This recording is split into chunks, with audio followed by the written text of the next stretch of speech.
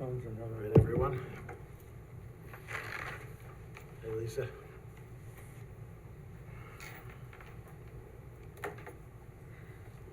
Howdy. Good, good. We got the communication established. Yeah. And we can start. Welcome, everyone, to the Town of Poughkeepsie, July 17th, 2025 Planning Board meeting. Please join me for the pledge to start. Pledge allegiance to the flag of the United States of America and to the republic for which it stands, one nation, under God, indivisible, with liberty and justice for all. Thank you. Nothing's off the agenda today. We have a full board of all the regular members tonight for anybody listening out on Zoom. And move on first is Chick-fil-A is up. Who's here representing Chick-fil-A?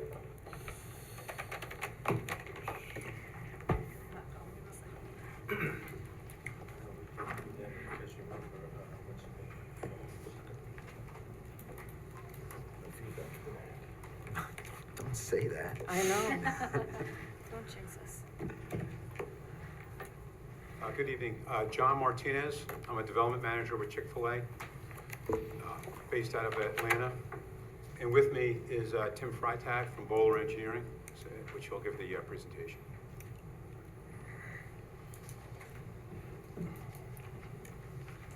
Thanks, John. And thanks for providing 2 easels. This works out perfect. As John mentioned, Tim with Bowler Engineering, here on behalf of Chick-fil-A, working on the proposed redevelopment here of the former IHAP facility. We were back before this board towards the end of last year, where we introduced the project. This board actually declared intent for lead agent on a coordinated secret review. Since then, we've been working closely with the shopping center and some neighbors to address some neighbor comments. That resulted in a revised site plan, as you see in front of you today. On the left, or the far from me, is the latest and greatest site plan. It's just a colored version of the site plan that was in our amended application that was submitted to this board on June 17th. Closest to me on the right here is just the former plan. I just want to highlight some of the quick changes. I'll keep our presentation really simple, but we can dive into a lot of the detailed comments should the board see fit. The building's in the same spot, drive-through's in the same spot, parking lot's generally in the same spot. The biggest change is just the driveways of how you get in and out of the site, right? So some of the neighboring concerns of the shopping center is the what-if scenario of the demand of the queue of the drive-through backs out onto the ring road of the shopping center. So what we were able to strategize and get creative with many meetings, workshops with the town and the neighboring property owners was developed a plan to interconnect with the parcel south of us with that's currently Verizon. developed as Verizon. Yep, thank you. And that provides an elongated stack or elongated distance from your entrance to the site to your entrance to the drive-through. So even though our drive-through is designed around the maximum queue we anticipate for the business, that distance between entering the site and the drive-through entrance provides additional buffer for that what-if scenario or the grand opening period. We do acknowledge that during grand opening, sometimes these restaurants get a lot of excitement where it's drawing in traffic beyond just the town of Poughkeepsie, and the line or queue tends to extend beyond our drive-through for that first week or 2 of opening.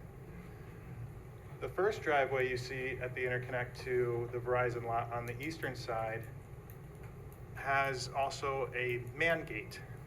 There is a gate that could swing out to close off that driveway and force everybody to.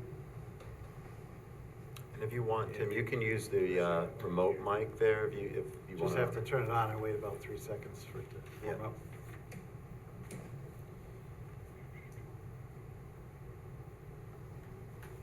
There you go. Thank you. So at this driveway here, there's a man gate that was requested to be added. This could be closed should the queue ever start to back up in this distance, providing an additional safeguard to prevent any queuing vehicles on this ring road. In that situation, what would happen is customers or guests would enter this driveway and queue around to the drive-through entrance. That's a whole lot of cars. We don't expect that that demand's gonna happen here, but it's a good safety net to make sure we have a plan in place should that occur. So really, this area is the biggest change on the plan. Yep. Drive-through is the same stacking capacity. We have our canopies, building, parking area. We also did adjust the crosswalk location to be further down from this intersection should we need additional overflow parking across that ring road. So in our June 17th submission to this board, we provided the updated site development plans. We've updated a short EAF. We provided an updated traffic impact assessment that has concluded no off-site mitigation required other than minor traffic signal timing, which is being coordinated with New York State DOT. We provided a grand opening narrative demonstrating the support that Chick-fil-A will provide to the community for grand opening efforts. It includes an exhibit that shows the queuing that I just walked through.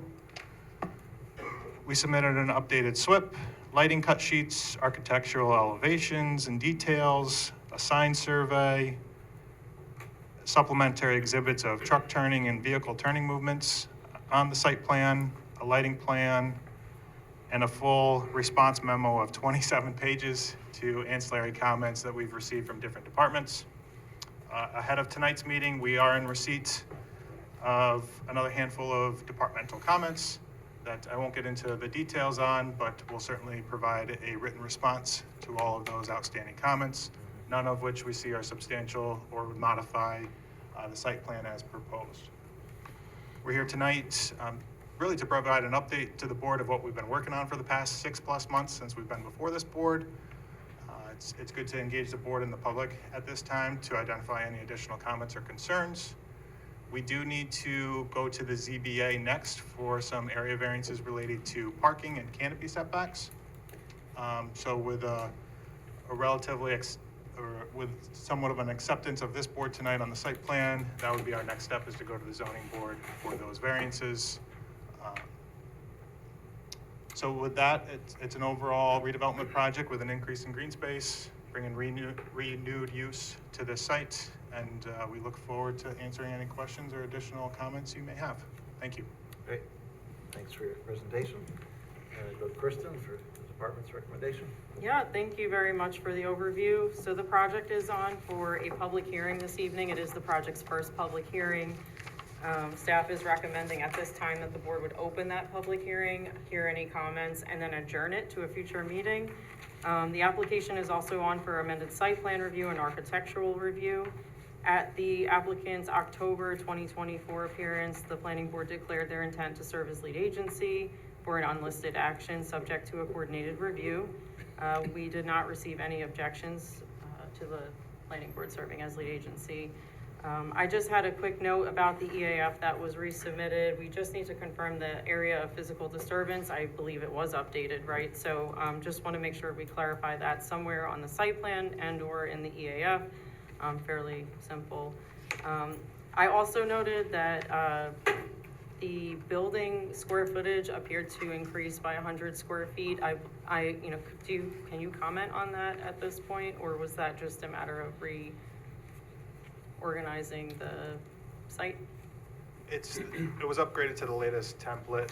Chick-fil-A upgrades their building template every 6 months or so. I don't know if you know exactly what the additional 100 square feet was related towards. Yeah, I can't speak specifically to it, but we have the latest prototype on here, which includes, child's play area inside and seating. So it was just really a refinement of the building. Okay, but no external changes. You're just keeping the outdoor seating or Correct. dining as was originally proposed. That's correct. Okay, thank you. I think they mentioned last time they had some additional area because of runners coming in and out for Yeah, the drive-through window area, they're actually a door, so the cockpit, they call it, area of delivery, was increased with that initial prototype, yeah. Okay, so, there was a lot of progress made in terms of addressing a lot of the planning department's comments. I still have a lot for you. But ultimately, you know, staff at this point would have the board just discuss the application as it's currently presented to you. I know that there are some conversations going on as recent as like yesterday, today. I know you'll hear a public comment related to the circulation on the parcel. Lisa Cobb was involved in some conversation with the applicant's attorney, I believe, as well. So it just, if you have comments related to reciprocal easements or access, she'll be the person I'll defer to. Sounds good. We also had Alex Ald from AKRF review the circulation and traffic patterns and queuing. One thing I wanted to point out, sorry Alex, I'm just gonna step on your toes for a second, is just for the queuing analysis. We know you did for the opening weekend or opening week model that you provided. On the backside of that sheet, it was showing an older plan. I still think it was demonstrating at least 56 cars being queued, but we just want to make sure that whatever you're proposing as the final site plan layout is demonstrated in that package. In the traffic study or the grand opening narrative? The narrative, Okay. yeah, yep. But in general, we like to see the queuing layout as a sheet in the actual plan set too. So if you could just embed that or incorporate that in a future submission, we would appreciate it. Does that make sense? It does. We'll have to have some conversations internally to see if we can add the cars onto the plans. Okay. That's it for now. Alex did review for traffic and obviously Andy for site civil engineering. And so at this point, again, opening the public hearing, deferring, or adjourning and then deferring action with comments. All right, thanks, Kristen. I will point out that the county, we did circulate this application to the county planning department again. They did come back with some comments for the board's consideration. I know there were some comments about lighting and others, so just again, to keep that on your radar. Yeah, they had a lighting recommendation, which means we need a super majority of the board to vote if you don't change it, so we have to. Yeah, I will just say on the county comment there, a 5-foot candle max under the canopy is very dim. And I don't think there's a gas station that may exist in the town that meets that. Just because where you have an integration of vehicles and pedestrians, lighting safety standards are much higher than that 5-foot candle. We'll certainly do our research and quote some industry standards for lighting specialists and see what they would recommend for those lighting levels. But 5-foot candle does seem a little low for that area. Have to some compromise perhaps. Sure. All right, let's move on to what Andy has to say. Sure. You know, like Kristen said, a lot of progress has been made on the comments that we've had, so they've really taken a good chunk of our previous comments away. Items remaining to be addressed, things like health department approval. We did want to verify the size of the existing sewer lateral just to make sure that it's appropriately sized. The town is looking for a certain minimum size there. We also had some comments about lighting, particularly trespass, which, you know, I'm not sure if that's one of the variances that we're looking at for ZPA. And then also uplighting on the flagpole, which uplighting isn't permitted by the code. So we'll have to look at that. And then finally, just generally, just kind of some stormwater comments that need to be cleaned up for the stormwater pollution prevention plan. So. All right, thanks, Andy. Traffic is a big issue, so let me go to our consultant, Alex Ald, for his recommendation. He's got a letter, I'm sure, that's in your packet. Okay. Hi, good evening, everyone. Representing AKRF, traffic consultant for the town. We reviewed the resubmitted site plan and the traffic assessment, as well as the grand opening narrative. And we saw that many of our comments had been addressed sufficiently in the resubmission. We did have a few lingering comments. Some of them were related to signage and pavement markings. We just made some small recommendations just to tighten up the signage and pavement markings, just to improve safety and circulation on site. We did have a few technical comments for the applicant's traffic consultant related to the synchro model. some of the inputs, which should be fairly easy to resolve. We just noticed a few discrepancies with some of the technical inputs, and again, those should be fairly easy for the traffic consultant to address. In terms of the site plan, again, many of those were addressed, but we still did have some lingering concerns about the actual two-way versus one-way circulation on site. It sounds like there's some other parties that have some comments on that as well, but those are outlined in more detail in the actual review memo. But one item that we did have some concern with, and again, this is based on the time window that we're actually in right now. The traffic study assumed 2025 as the future build year that the project is scheduled for completion. Given that we're in July now, and we're thinking that possibly that maybe 2026 should be considered as a future build year in terms of the analysis. Just to give us some leeway just in case there are any delays of any sort. And again, I think that would be something that the traffic consultant could actually manage fairly quickly. And then looking at the grand opening narrative, we thought it was a pretty comprehensive document. One item that we did have a few concerns about were the queuing contingency plan that was outlined earlier. And I think there's some great suggestions in that plan. But one item that we did have concerns about was the queuing, blocking a good portion of the number of parking spaces on site. In the queuing plan that we did see, we did notice that there were a fair number of parking spaces blocked, and I think it would be a good idea just to actually extend that plan just to explain how maybe some of those lost parking spaces or blocked parking spaces could be accommodated nearby. And again, the travel lanes in that plan as well shows that the travel lanes would be blocked for a good portion of the site. So if that discussion could be expanded just to detail how that could be managed, possibly just maybe more details on the actual traffic control, utilizing Chick-fil-A staff, maybe traffic cones or bollards, temporary bollards, just to better manage traffic under those conditions. So those were our highlights. Again, many of our technical comments were addressed, but we did have a few standouts. But again, most of those we feel could be addressed with relative ease by the traffic consultant. All right, thanks, Alex. Some good observations. This time it's on for a public hearing, so I move we open the public hearing. Second. Moved and seconded, all in favor? Aye. Opposed, motion passes 7-0. Anyone wish to comment on the Chick-fil-A application? Come on up in the room here. Or anyone on Zoom, you can unmute. We have someone in the room to start with. Mr. Chairman, members of the board, good evening. My name is David Kaminsky. I represent the ownership or the ground lessee on all the parcels that surround this parcel.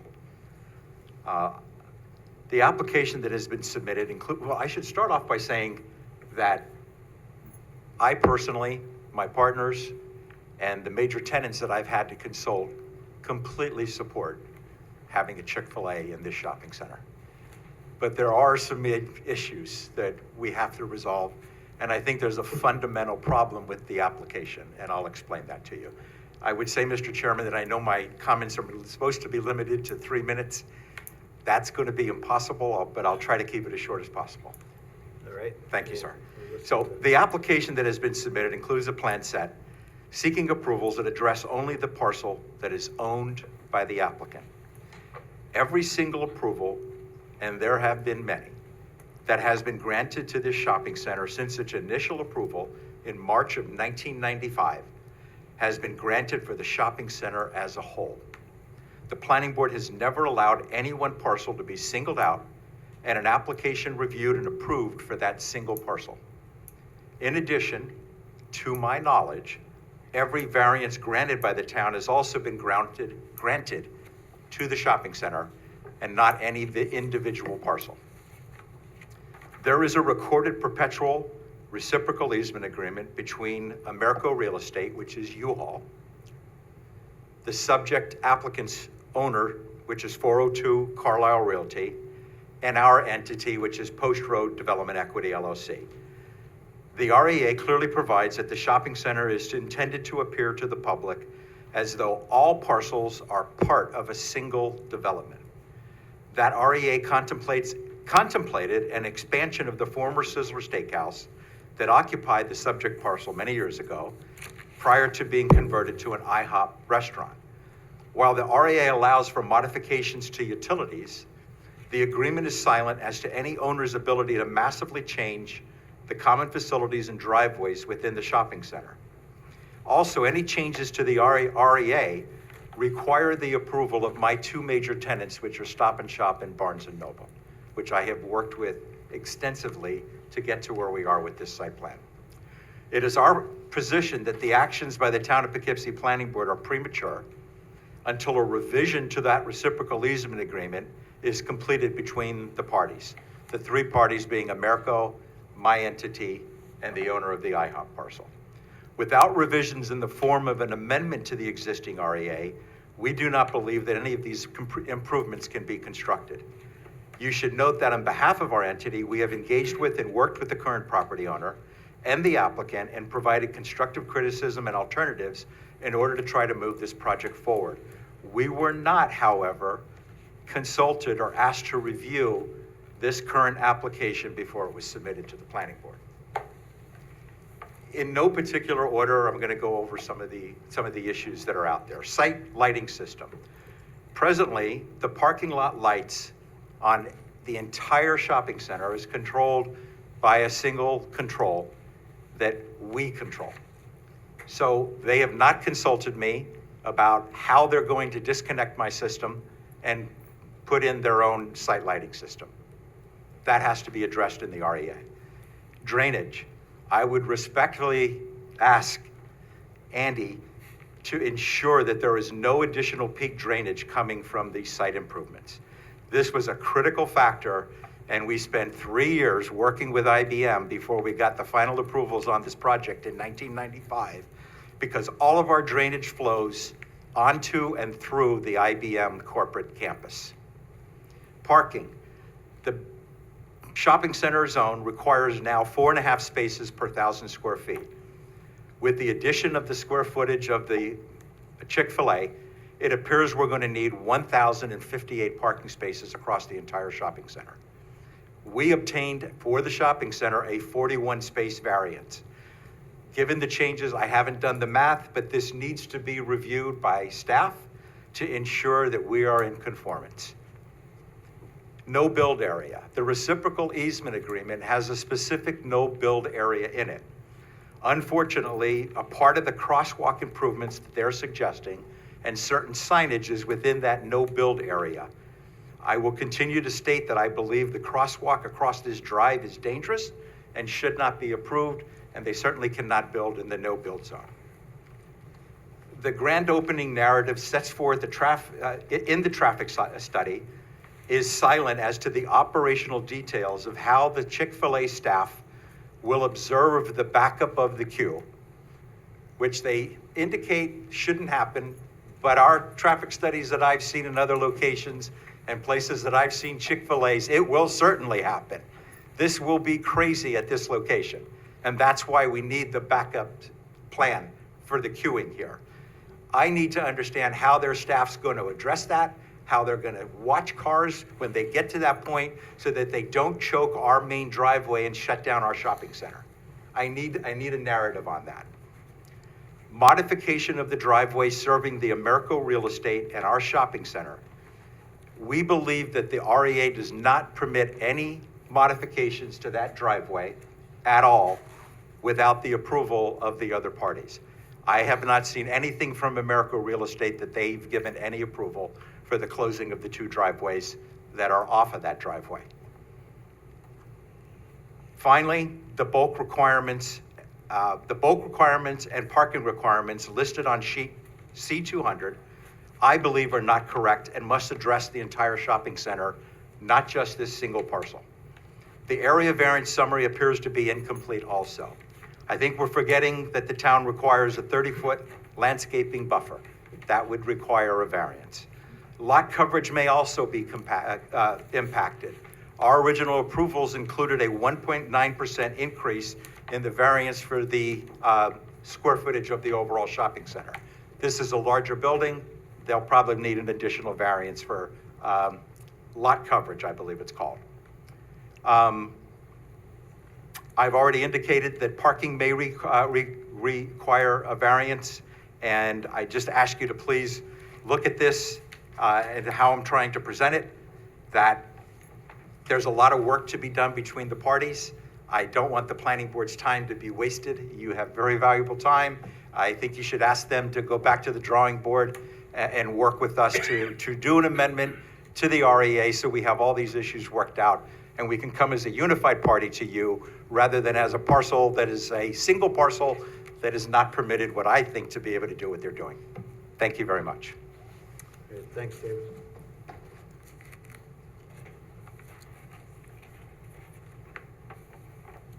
Is there anyone else in the room that wishes to comment on this application?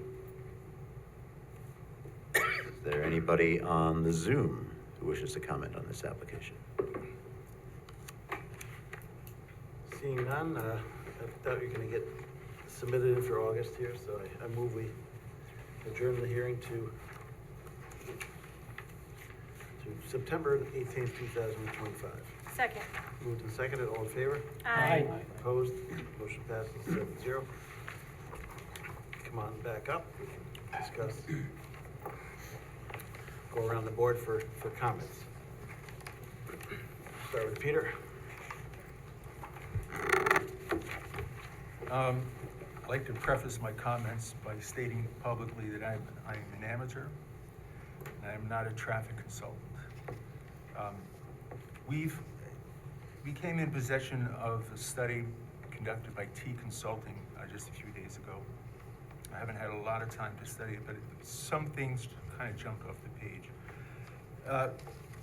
pages. One is with regard to a comment that our consultant made earlier about the build year, moving that to 2026. One of the comments that your consultant made was that overall the November 2024 traffic counts at the study area intersections were 17 to 21% higher than the August 23 traffic count, and so forth. I mean, considerably higher. So I think it would be worth taking a look at whether or not it would make more sense to bump the study to 2026, because clearly there seems to be a trend there. With regard to the parking, there's no question there is more than adequate parking available for this project. The question is something that Mr. Kaminsky stated earlier, and that is the question of safety of getting from the surplus parking on the east side to the parking and the building itself located on the west side of the project.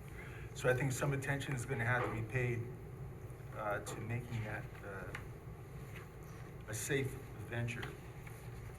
Just bear with me here for a second. You made a comment, although the level of service at every intersection decreased, he follows up by saying that the additional traffic generated by the proposed Chick-fil-A development will have no notable or significant impact on traffic operations on US Route 9.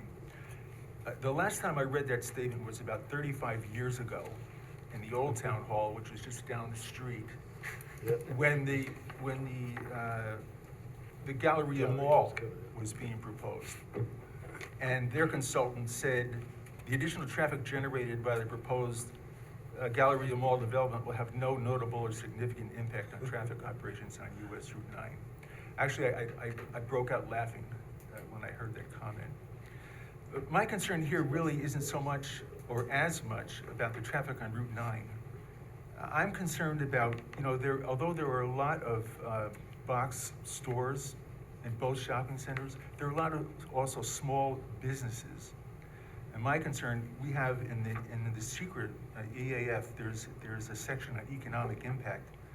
My concern is that if we don't address the queuing especially, somebody might decide not to go to that barber or not go for lunch or buy a shirt or a cake from one of the small businesses.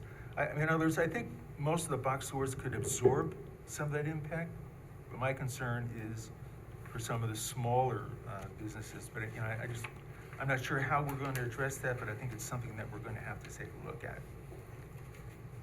And again, I just want to say, with regard to the parking, I'm concerned about safety. The people who drive on that street in particular drive with what I would describe as reckless abandon. It's really, there are a lot of curves and turns in that road. And I just want to be certain that whatever we do, if it turns out that we don't have sufficient parking on the west side, and people are parking on the east side, that we take steps to be certain that if they cross, there won't be an adventure, that it will be a safe venture. Thank you. There's some monkey bars. Exactly. Yeah, it has to be looked at. Anything, Sid? No. Cole?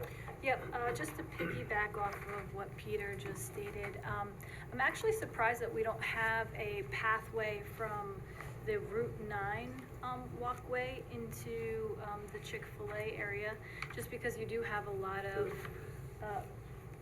you do have one there. Okay, I don't see it on there. Yeah, it's hidden under the tree. Okay. Sorry. Yes, okay, sorry. It's hard to see it Yeah, that way. so, and I guess my point is, keep that one, maybe scratch the other one, because like Peter said, people just drive a little too fast through there. And so I had a quick question about the fire department. They had a comment about the hydrant being a little too far away. Could you comment on that? Have you spoken with them?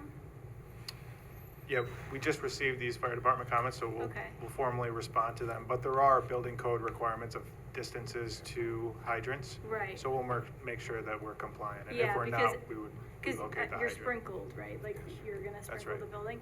Yeah, so if you're a sprinkled building, you can be like 600 feet away. If you're not, then you have to be 400 feet away.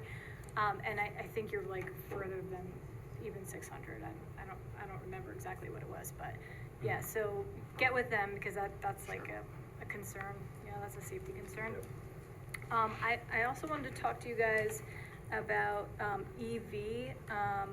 You weren't gonna put the EV charging stations in, you're just thinking about putting the conduits in, or, no? It would just be the opposite, yeah, if we're putting EV, we don't make ready, we would actually do the entire system if we're putting Okay. it in. Okay. I don't think to And, show and you how, zero. how many No, stations Is were it you, required?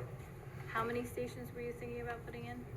So right now, the plan is not to install EV chargers. Not to install all, Yeah. okay. He's saying Is there a requirement amount? Typically, we'll see either a local or a state requirement Right. for it. They kind of are trying to require them now. I mean, I know like McDonald's has them across the street, and they are being used, and it's kind of hard to say because you're a fast food joint, right? So like maybe someone will be there half an hour, maybe they'll be there a couple of hours. So it's kind of hard to gauge that. But I don't know if that's something we wanted to look at or not, whether or not they needed EV chargers over here. Yeah, I mean, Eric, the code is to request an EV charger, right, including a handicapped one? Oh, Yeah, sorry. or, you know? Sorry. Eric's got this one. Sorry, Kristen. Yeah, I mean, there are minimum code requirements. It's something we can certainly look at. In particular, something I'm hearing about as this conversation evolves. And again, this is only the applicant's second appearance Yeah, of before course, the yeah. Right. planning But- board. But yeah. we just wanna like have these conversations now because, they're gonna hopefully meet with Mr. Kaminsky and, Mhm. and everyone else and, Yeah. And, you know, Yeah. and to put Yeah. like a solid plan together and come back to us, we wanna like have some of these things like said now, right? Yeah, we can look into the EV further, and a lot has Yeah. changed since October when we were here last with EV. Chick-fil-A is now partnered with an EV supplier where Okay. previously they haven't selected Yeah. how to even go Okay. about installing them. So a lot is moving on that, so we can regroup internally and see if it's something they'd consider here. Okay. Just a heads up, I think the building code requires that if you put them in, it has to be one with a handicap, so usually it's Yep. a dual thing, so port. there's a handicap Yep. spot and a That's regular right. spot next to it. Yep. That's the common, that's typically what we would install. And to answer, so it's typically a level 2 charger, so it's not a quick charger, it's a level Yeah. 2 charger. The quick charger just for boards and information, requires a voltage that is not normally supplied to a store. You Yeah. have to go with that 480 volts, and Yeah. so that's typically a challenge. Bunch of that across the street at IBM, but, Yeah. And then some. that's it, That's all, yeah. That's all I had, thanks. all right, thanks, Kristen. Anything, Rocco? Nothing additional, thank you. Sharon? Nothing more. Yeah, I've had the pleasure of using your drive-through in many of your facilities in the tri-state. And one thing I always felt comfortable is, once you're in the drive-in, if something happens, there was always a way to get out, because there was room in the parking lot and extra lane. How will you handle if someone has an emergency and it's backed up in that drive-through to get them out? So the design we have here, which is very similar to our newer designs, there is no necessarily a bypass lane if you're looking, or an escape lane. Generally, we don't put those in because they're really not needed. If someone has an issue, car breaks down, we'll start with that. We have team members that can physically help to push that car out of the way. If there's a much worse case, for example, let's say a car catches fire, let's just use a real, at that point, well, everyone's getting out of there, right? Everyone's gonna get out of their cars, I mean, it's on fire. But we don't typically put it in. There's not a lot of opportunity to put it in any kind of a bypass here. There may be an opportunity for what we call an escape lane, which is basically an area where you can just pull out one of the lanes. The bigger challenge we have in doing that is customers tend to actually try to get in the escape lane, and that causes much more of an issue. So generally, we don't look we don't need bypass lanes. We prefer not to put them in. But if that's something the board, we could look at, maybe an escape, what we would call an escape. And I will say that the escape lane is more common on your traditional drive-through with one lane. Here is 2 lanes all the way through. So the chances of 2 cars simultaneously breaking down right next to each other is very rare. Like, that's not gonna happen. So one lane is always open. So if a car breaks down in one lane, you still have that other lane that you could pull customers through to get everybody out of that lane in an emergency. And then I guess the last one is if someone enters it accidentally, right? You meant to park, but you just accidentally drive into it. Well, first of all, you probably will only make that mistake once. But secondly, more importantly, we can still move cars through fairly quickly. So with as the traffic reports demonstrate, with the dual lanes there, the queuing distance is significantly reduced. So we're confident we don't absolutely require, but if the board wants us to look at it, we could maybe look at some sort of an escape. Okay, thank you. We did discuss it with the Arlington Fire Department. Chris Mills was part of that conversation, and subsequent to the planning board's first review of the application, we did meet with them offline. And right, this board is traditionally looking at applications where, say, we just looked at a car wash Right. that now is not being installed. But we had requested, the board had requested an emergency access route or circulation around the building. In that case, it was more challenging to get to the building, so that was why the fire department felt that it was necessary. Yep. In this particular case, they had weighed in and said that there was access from multiple sides of the building in the event of an emergency. And they felt that, as proposed, this satisfied their concerns. They are still looking for additional information, so it's an ongoing conversation. Okay. Additional information related to hydrant location, fire connections, department I connections. mean, what is the construction along the north boundary there? Is the drive-through lanes curved? It is curved, Okay, yeah. So that, It'll have like a 4-foot landscape strip in between the 2. and a landscape strip. Yep. All right, just some food for thought. My 2 cents, I guess you talk about, like the way you gotta work with the plaza owner, I guess, as per Dave's comments, but I like getting that exit off of there. I think that helps the traffic flow like you did. I don't know have you considered going around the building clockwise, that direction, that might give a little more queuing? For the drive-through? Yeah, it would be ideal if we could go the clockwise, because you get your drive-through entrance further away from your Right. entrance to the site. Just with drive-throughs, you need the driver's side car door Oh, right, on yeah. the building Yeah. side. Well, if we So move it in to this England, case, we're if we're good. running- Yes, Right. So that Okay, creates good that. point, good Yeah. point, thanks. I've done that before, so I'll send John a layout, and he's like, yeah, that doesn't work. Carl, can I ask one quick question? Go ahead. Have you engaged the plaza owner to address any of the issues that were discussed here Yeah, tonight? if I could, I mean, I'd love to kind of respond to just high level of some of the comments here. So, we obviously know there's an REA. We've been reviewing that for, honestly, years, with the owner. And, one of the reasons why it's not done is that it's been conveyed to us from the shop owner that they don't want to spend the time, money, effort doing this entire REA without knowing that there's an approvable plan in place. Okay. And so it's kind of we've been holding off applying, trying to get as close as we can, but we feel at this point we're close enough that we can apply. So it's absolutely our expectation that we need to have this REA. Don't disagree with the shopping center owner that without this REA being signed and agreed to, this project doesn't happen. But I think with a plan, if the board was so fit to see something like this, I think we could go back to the other tenants, say this is the direction we're going. We have a level of comfort that we're good there. A few other items I just want to make sure we're clear on.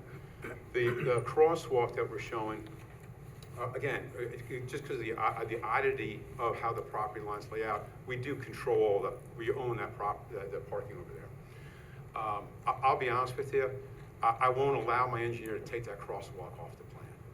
All right, that would be irresponsible to do something like that, because that is area where I would anticipate that some people are going to park, whether there are team members, which we're encouraged to park there, or just customers. Right. Whether you like it or not, people are going to cross that ring road. I would much rather have them cross in a designated spot with a crosswalk and some signs.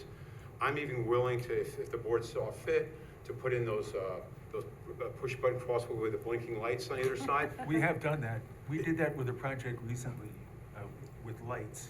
I actually went through that today, yes. And So can you really do that in a parking lot, though? Yeah. Well, It was a sure. drive, it was a drive. Yeah. You can do that. I mean, I think actually, that and maybe some other traffic calming measures might Yeah. be a Maybe good idea. some speed That'll help bumps. the plaza, I think. Yeah, but I can assure you that, I mean, I care about our team member safety, and I'd be very concerned if there was not some sort of crosswalk there. I just want to get that on the record. Yeah, I think the board members some of the board members expressed that it's good to figure out some safe way. Yeah. It's just you're gonna have to work with the plaza owner, with the REA. The REA might have to be modified to say that it's not a Understood. no-build zone now, or whatever. I the case totally may be. understand, and I'm willing to have, if allowed, to have that conversation with any other tenants to explain why. And so I just want to make sure that, and the one other item I want to make sure that we're also clear on is, with the grand opening traffic control plan, we're obviously, willing to do that, and we'll work with your police officer. We routinely will hire off-duty officers for that first couple of weeks to make sure that pent-up demand is well handled, and there's a uniformed officer there with a patrol car, kind of helps keep the peace a little bit. But I think it's important for the board to understand that Chick-fil-A is looking to come into this general area with additional stores. Granted, we were looking at Poughkeepsie at first. This is going to be the first store. It's taken so long for this negotiation that honestly, we have a store in Kingston, we have one in Fishkill, we have another one in Wallkill that are probably tracking ahead of this store. And so I do want to make sure that you realize that the pent-up demand may not even be there when we open the store. There'll be demand, it's just not what we call that pent-up demand where you'll get a lot of traffic. The type of traffic that you'll see when you YouTube a Chick-fil-A opening, you'll see all that traffic. That's because that's grand opening traffic. Yeah. There's no YouTube videos 2 months later when it's just normal sales. And so I just want to assure the board that we're very comfortable with this plan. This plan has got a lot more capacity than I think is even really needed. Happy to do it, but I just want to make sure that the board's Yeah, I mean, comfortable. you know the business or how much, what the queuing is normally, and as Kristen referred to, if you can get that plan sheet that shows how many cars can be queued in a queue, and that will help our traffic consultant too, to look at it.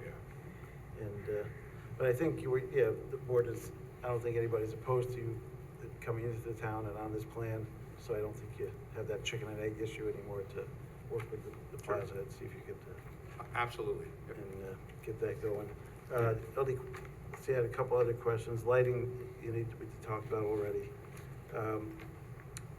Architecture, I don't know if you have any, I mean, I like the look of the building, other than I'm seeing the HVAC on the plans, or high dollar HVAC, whether the parapet's higher, or if you have a non-flat roof style of Chick-fil-A building to propose as well, to look at.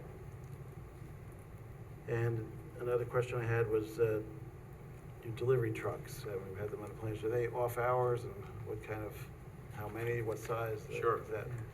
Sure. To answer your question, yeah, we do get probably 4 to 5 deliveries, large deliveries a week, depending on store volume. Again, I would anticipate this being average to more than average, so probably 4 to 5. Those trucks come at nighttime, after hours, so the store's closed. They'll do the key drop type delivery, which is pretty common in this industry, where the drivers can get into the building. They put the freezer products in the freezer, the refrigerator products in the refrigerator, the dry goods on the floor, and then they leave. So that process takes about 45 minutes. So you just pull up in front of the building? Then? Yeah, they would. Yeah, we had this conversation last time they were Okay. here, actually, Right. because I was Because amazed by that Yeah. they Yeah. had the keys and they were not Yeah. only were they dropping off, but they're putting everything away. Okay. Like, that's awesome. Yep. Wish they could do that at my house. Right? We pay for that. I mean, that key drop costs Chick-fil-A operators a lot of money per year to do. But when I started with Chick-fil-A, that was not the case. We used to deliver during the day. So you can imagine a busy Chick-fil-A would suddenly have a large truck pull up.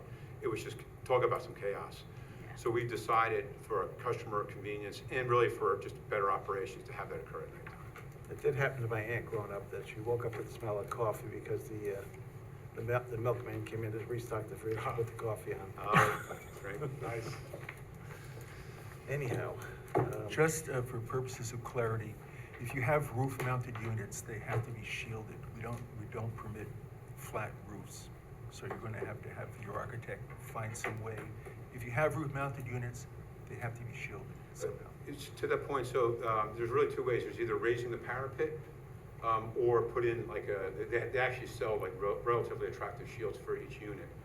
Right now, our parapet it doesn't fully cover that, right? So you Yeah. see the top, I'll say foot potentially. So if the board's agreeable, we can just raise the parapet up so that it's. Give us an elevation. Okay. I think we'd prefer generally to raise parapet versus seeing individual shields. Yeah. Sure. Yeah. Yeah, and- Or if you had a peaked roof design of some sort. Yeah, we don't have that, but I mean, and then again, we don't have an issue with higher parapet. I mean, all it does is that it's just a snow load issue. And we just have to beef up the steel in the roof. But Okay. it's fine. Yeah, that would be good then.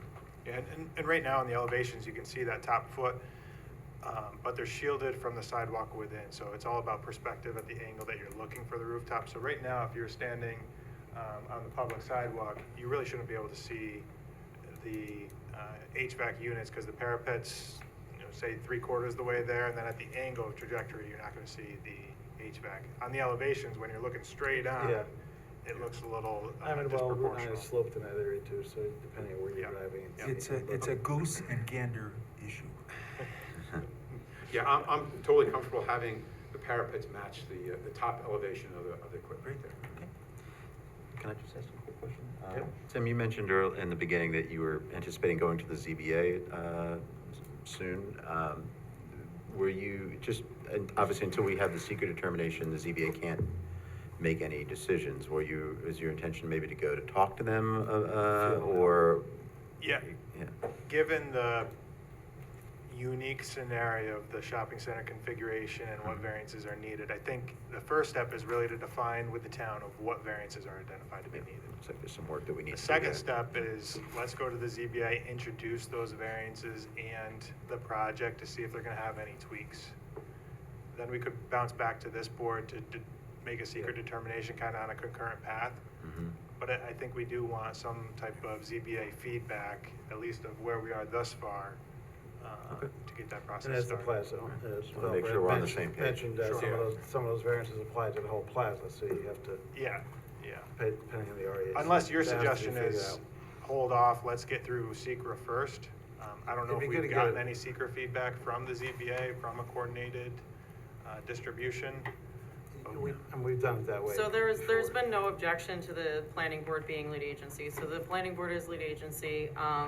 Traditionally, we do get a project pretty close to seeker before we would have someone introduce a project to the ZBA. But in most cases, you've received that seeker determination and then you would go to the ZBA. Gotcha. But that isn't to say that you couldn't meet with the zoning administrator and have a conversation about what you would need to line up, expectation for the board. Yeah. And we've But also I had- think that there's a lot of conversation related to the REA that I thought, Right, that's kind of where this then, That may Lisa, I help- don't that know may if you help would like to determine- comment because you're also the ZBA attorney. That may help determine what variances you need. And we have sent, if somebody needs significant variances, we had to have them go to the ZBA without the, first to just Yeah, and I- feel them out. But, And to David's point, I think we need that determination from the town of exactly what variances are needed to make it clear for everybody the path forward. and there's Yeah. easements So and things Lisa going is on Lisa- Zoom, yeah. Lisa's on Zoom, and she unmuted herself. I'm fine with, if the applicant wants to go to the ZBA at some point, before there's a neg deck on this project, but I do think there should be, a discussion so that, it would be more helpful if David were not at the ZBA meeting saying the same things that are said here. So if we can move that bit further along, before they go to the ZBA and we know exactly what variances are needed. So we'll certainly get the town to do our part and identify them, and then whether, the first question you're going to get from the ZBA is, are these the minimum variances you're going to need, or is there any way we can work around it so that you don't need them? So those discussions need to be had, and you need to have that information before they'll issue a final. Yeah. All right. I think we've covered pretty much everything then for now. And I think a lot of people in the town are looking forward to having it here, so. Great. All right. So maybe we'll regroup with Michael and Kristen and kind of discuss what that list of variances look like, Yeah. and kind of get together and And we- outline that process forward. And that might need to involve the plaza owner. Right. To look at that. And then separately, we'll formally respond to all the technical comments. Yep. So we can keep that review moving in the background. And when satisfied, we'll be back before this board to review secret then. Great, thanks. Move that the planning board defer further action on this application and direct the applicant to respond to comments in writing of the planning board and those received from town departments and agencies included but not limited to the following 1 through 11. Second. Moved and seconded for deferral. Call to question, all those in favor? Aye. Opposed? Motion passes 7-0. Thank you very much for your Thank time. you. See Appreciate you it. next time. Thanks. Up next is 7 Springside Avenue renovation. Good evening, members of the board.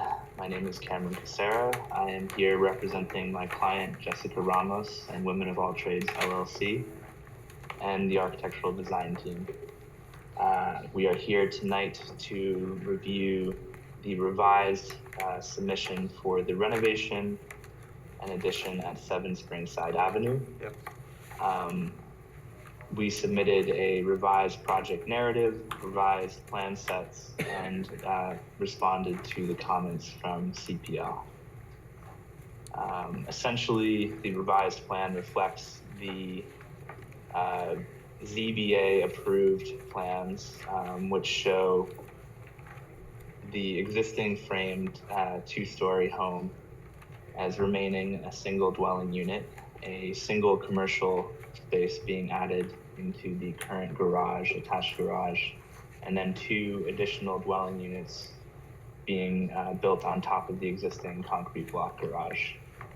The parking plan was also revised to accommodate the new number of required parking spaces, as well as a reworked ADA accessible parking space. And the trash enclosure was relocated, screened, and a paved path was added to kind of facilitate ease of use, dragging the cans to the curb. And I'm happy to review any other details from the change to that, but those are the major additions. So, All right, thanks for the overview. Eric? yeah. Sure. This application was last before the board in November of 2024. It is on again for a public hearing tonight. And the ZBA, since then, the ZBA did grant variances that were needed for the proposal as it's presented to the planning board, for residential density and for parking and refuse storage. It is to be noted that the ZBA did initially not grant the variances, and the applicant reconfigured some of the plans to address concerns, particularly those related to the screening and parking issue and neighborhood issues. So among the changes in the plan set that you have compared to last November, Cameron outlined some of them, but it does include things that would affect neighbors near the property lines. For example, they have the rear addition now meets the rear setback. The rear addition to the building is actually set back further than the existing garage portion underneath. Yeah, quite a bit. The egress patio that was formerly wrapped around 2 sides of the building on the street side and on the north side now is only on the street side.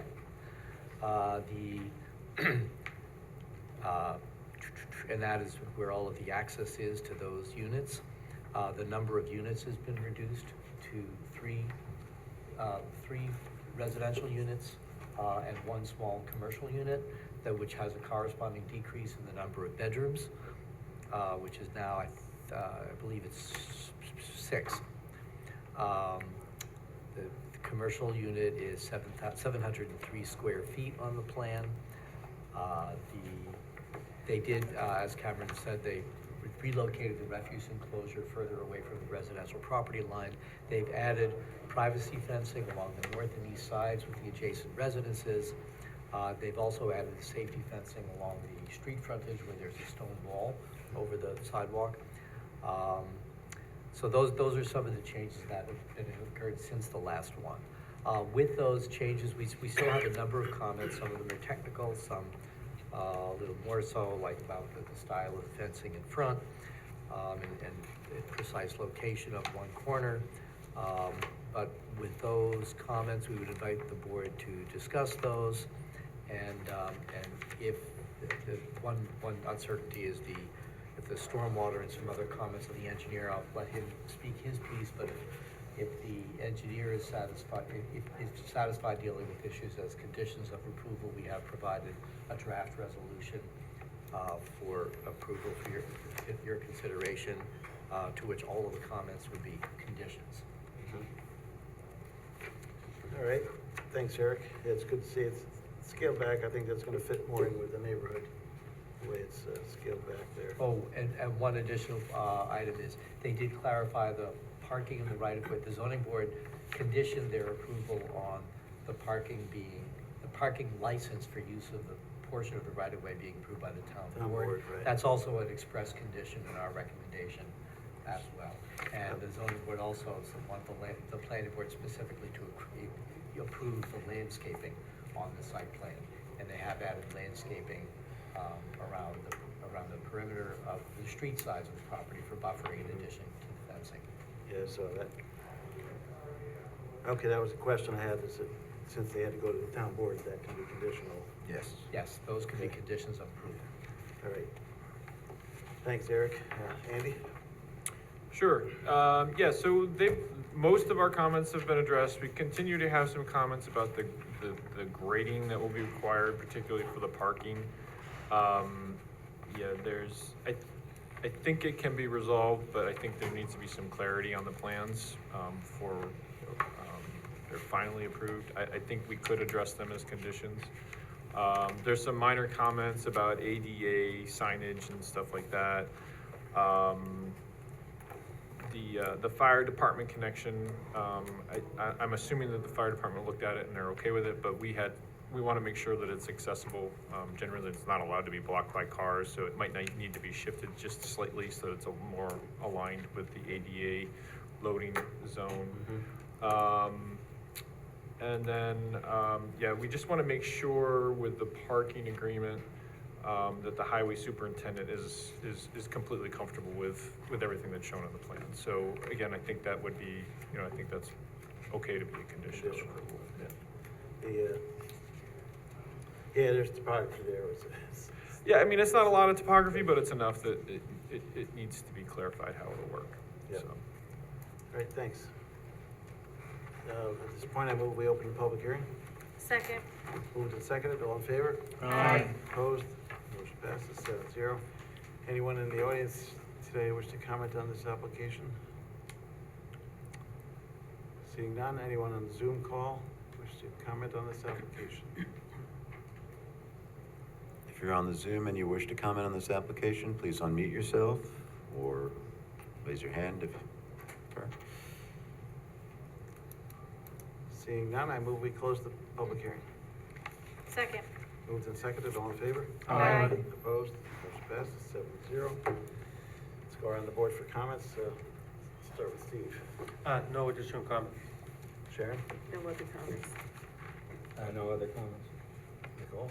I just had a quick comment, or question, I think I know the answer to it, but, this, facility will be sprinkled, right?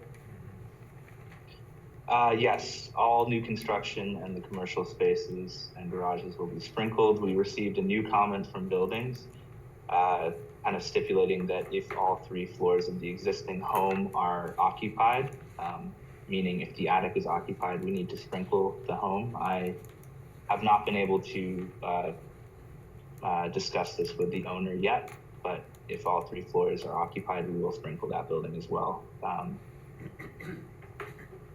I thought So in that. short, yes, it will be a fully sprinkled property. Okay, I thought that 3rd level was just gonna be for, like, storage. Her intention is to have that an occupiable level, which triggers the requirement Okay. to sprinkle the existing building. Okay, So, all right, um, all right, thank you. Anything to say? Peter? Just a couple of questions. The 2-hour parking on the west side of Vanderwater Avenue, does that have to be enacted by the town board? Because There- that's part of traffic and, I don't know what it is in the code, but there is currently a 2-hour parking sign buried in the bushes there. I So didn't see it. It's, on. I'm not saying that it's not Yeah. there. I would have the same question, Kinda hidden. and so I looked on the Google Street View, and I did see a 2-hour parking sign. Okay. Hidden in the trees and bushes. Why only Monday through Friday? Why not 7 days? I'm just wondering, what is the reasoning behind that? Does that have to do with the auto body shop, maybe? Or no? Possibly. Could be. Yeah. I mean, typically, parking is, There on the weekends? in greater demand. Street parking might be in greater demand when people are moving around for business use. But it would be whatever the town board did when it designated that area, presumably.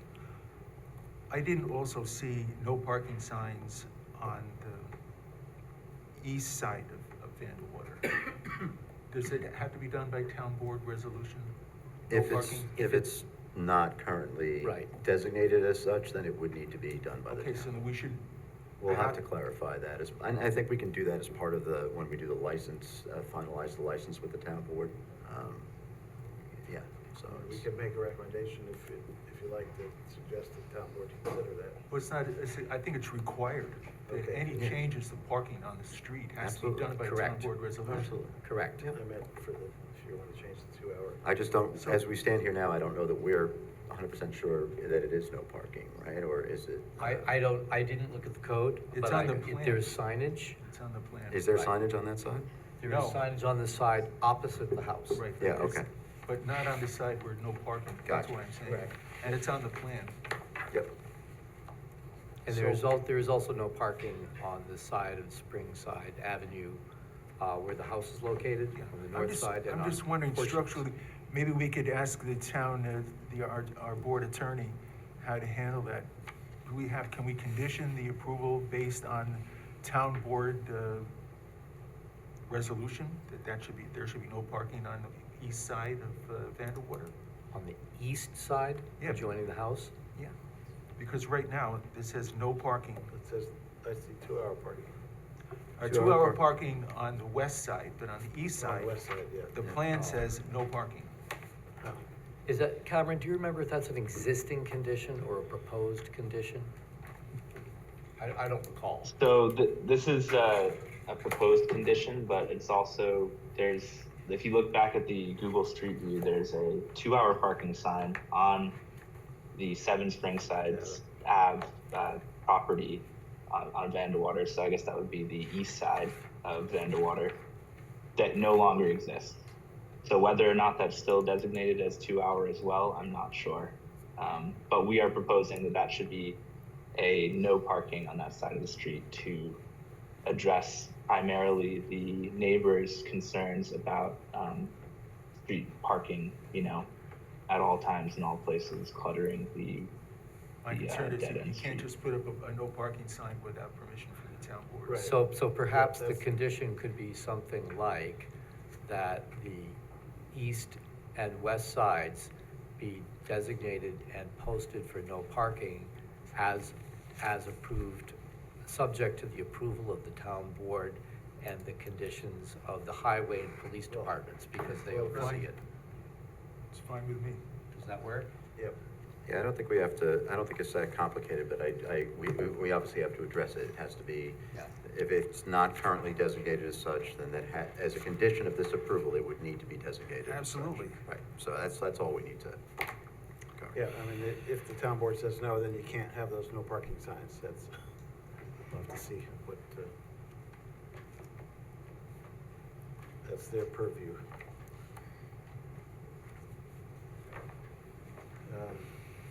All right, I don't think I have anything further. I mean, I like that it got scaled back and you got your variances, so.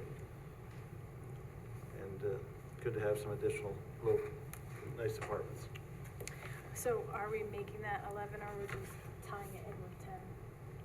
We can specifically label it as 11, so. we can So condition make of sure it's- approval for That, based on the town, No parking based on the town board reviewing the no parking sign. Yeah, I would suggest that would be that, just designate both, that they provide the no parking there, subject to town board, because if it's already done, then it would conform to that condition, and if it's not done, it would need to be done, but only It's only very, with their. the traffic approval. division will have a record. Yeah. Yep. Okay, Right. ready? I move the planning board find in accordance with 274-A6 or 2774 of this New York State Town Law and Town Code Section 210-93, inclusive of the criteria in subsection D, that the proposed residential development presents a proper case for requiring a park or parks suitably located for playgrounds or other recreational purposes, and that a suitable park or parks of adequate size to meet the requirement cannot be properly located on the site plan, and that a fee in lieu of said land shall be paid to the town as a condition of project approval. Second. Moved and seconded for rec fee. Called to question, all in favor? Aye. Opposed? Motion passes. Move the planning board grant conditional special use permit and site plan approval for 7 Springside Avenue renovation application subject to the following. Respond to the comments of the planning board and those received from town departments and agencies, and said responses to be reviewed by the planning department as to adequacy and completeness inclusive of but not limited to the following 1 through 11. Condition upon this approval for a town board reviewing no parking sign. Second. Moved and seconded for conditional, all in favor? Aye. Opposed? Motion passes 7-0.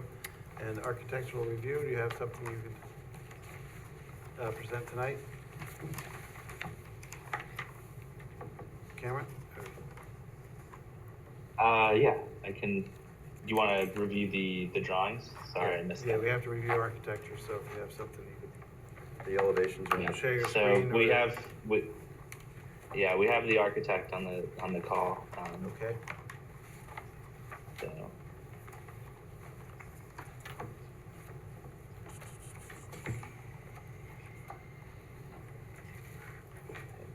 And more, most of the exterior view and what type of material you're gonna use. yeah. There we go. So the existing home is clad in painted aluminum siding. We're proposing basically matching the color, which is white, with a similar format vinyl siding material. And the existing home is a gable asphalt shingle roof. The addition over the garage would be a similar gable asphalt shingle roof, matching colors. Cameron, do you have the color renderings? I do not, no. I think you said it's white. It says white, what, and what roof color? It's is it? white. It's a dark gray asphalt shingle roof. Gray and white. Yeah. And I'm trying to remember what was on the front of the garage. Is that brick or something? The garage is a red brick veneer. Right. No change proposed. So basically putting some vinyl siding to match the white. Yeah. Anyone have any comments on architecture? Think it looks good? It's a big improvement. I move we accept architecture as presented. Second. Moved and seconded, all in favor? Aye. Opposed? Motion passes 7-0. All right, you're good to go. You gotta get through the town board approval. Mr. Chairman, I just remembered the applicant had raised one question to me that I suggested he run by the board, Okay. which didn't come up tonight. And I don't know if it's because he didn't want to, just to save a potential additional meeting. There was one of the comments had to do with protecting the large tree that's there. And it seemed like it could be done, but it would be a condition of approval to be overseen by staff. He asked me, it's a large tree, it's about as tall as the house. He said, ask me, could we just cut the tree? And I said, that would really be up to the board. I don't think staff should make that decision. So I'm just asking that because if the applicant is still, if you have had some thoughts and you think you can jigger things to work, great. If you want to cut the tree, then now is your time to ask the board about it. Generally, we like, especially big trees, we like to keep them if at all possible. Yeah, we would like to keep it as well, honestly. And that's our first priority is keeping trees. We don't want to cut down trees. It's a nice cedar tree. It is very close to the building, so there is an argument to be made that perhaps it's too close. And for kind of the safety of the structure and occupants, it should be removed.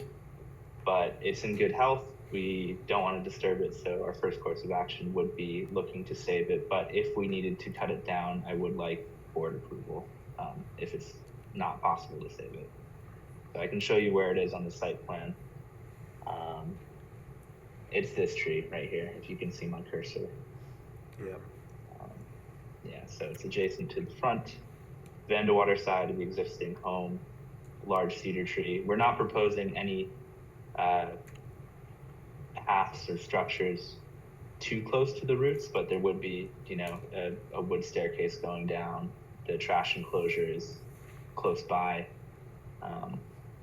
So there are potential proposed elements that could damage the root structure, but our first goal would be to preserve it. So if that means modifying the structural system for the trash enclosure or the deck adjacent, we would do that first before cutting down the tree. And there's another big one right on the corner. You're not touching that one at all, right? No. All other trees are staying. This is the only one that's kind of close to any proposed site improvements. Given them the description. discretion to do what they think is Yeah. right. I mean, it's a residential property and it's, Yeah. you know. I don't think we can I think- mandate the, but I appreciate you trying to. Rocco has a question. Go ahead, Rocco. Are there any HVAC equipment being added here? I didn't see anything anywhere. You may want to cut it down. We would be proposing heat pumps, and they would be, I haven't shown them in the elevations, because I didn't know if we needed to discuss that, but they would be on the non-Springside Ave or Vandewater sides of the building, so Okay, likely nothing the hanging north on side of the lot. building itself? Sorry, I didn't quite catch that. Nothing hanging on the building, on the sides of the building?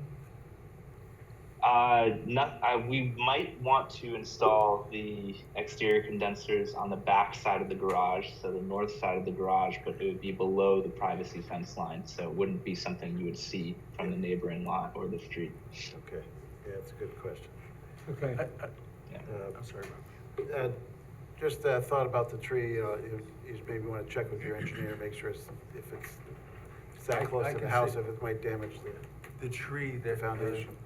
that they're discussing is this far from the foundation. Yeah. I mean, it's really, I could see it being an impediment to construction Yeah. there. So everyone agrees then that if they feel like it needs to be removed, Oh, yeah. that's fine, okay, Yeah, I mean, make sure it's not, the roots aren't going to damage the foundation if it's that close. yeah. Yeah, if that's, that has to that's happen. one of our concerns. So if you need to evaluate that and figure out what to do with it, that's your prerogative then. Any other last minute thoughts? We've gone through the approval process, so. It's good to see this approved. Yep. Thank you. Hope the project Thank you. moves forward well. And, Thank you very much. have a good night. Next up is Friendly Honda Service Building. Did we vote on the architectural? Yeah. Yeah, we did.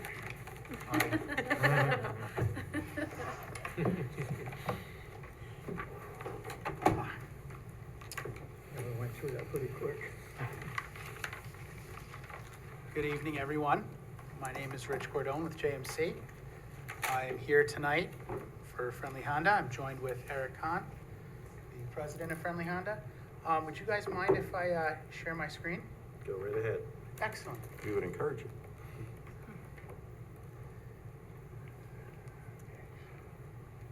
Okay, let's load up our PowerPoint.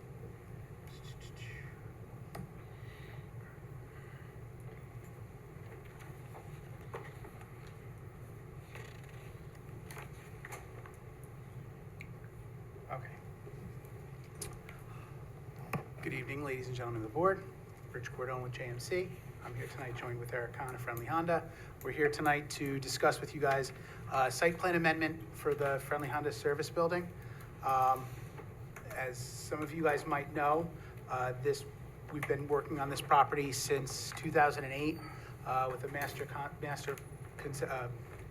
comprehensive plan.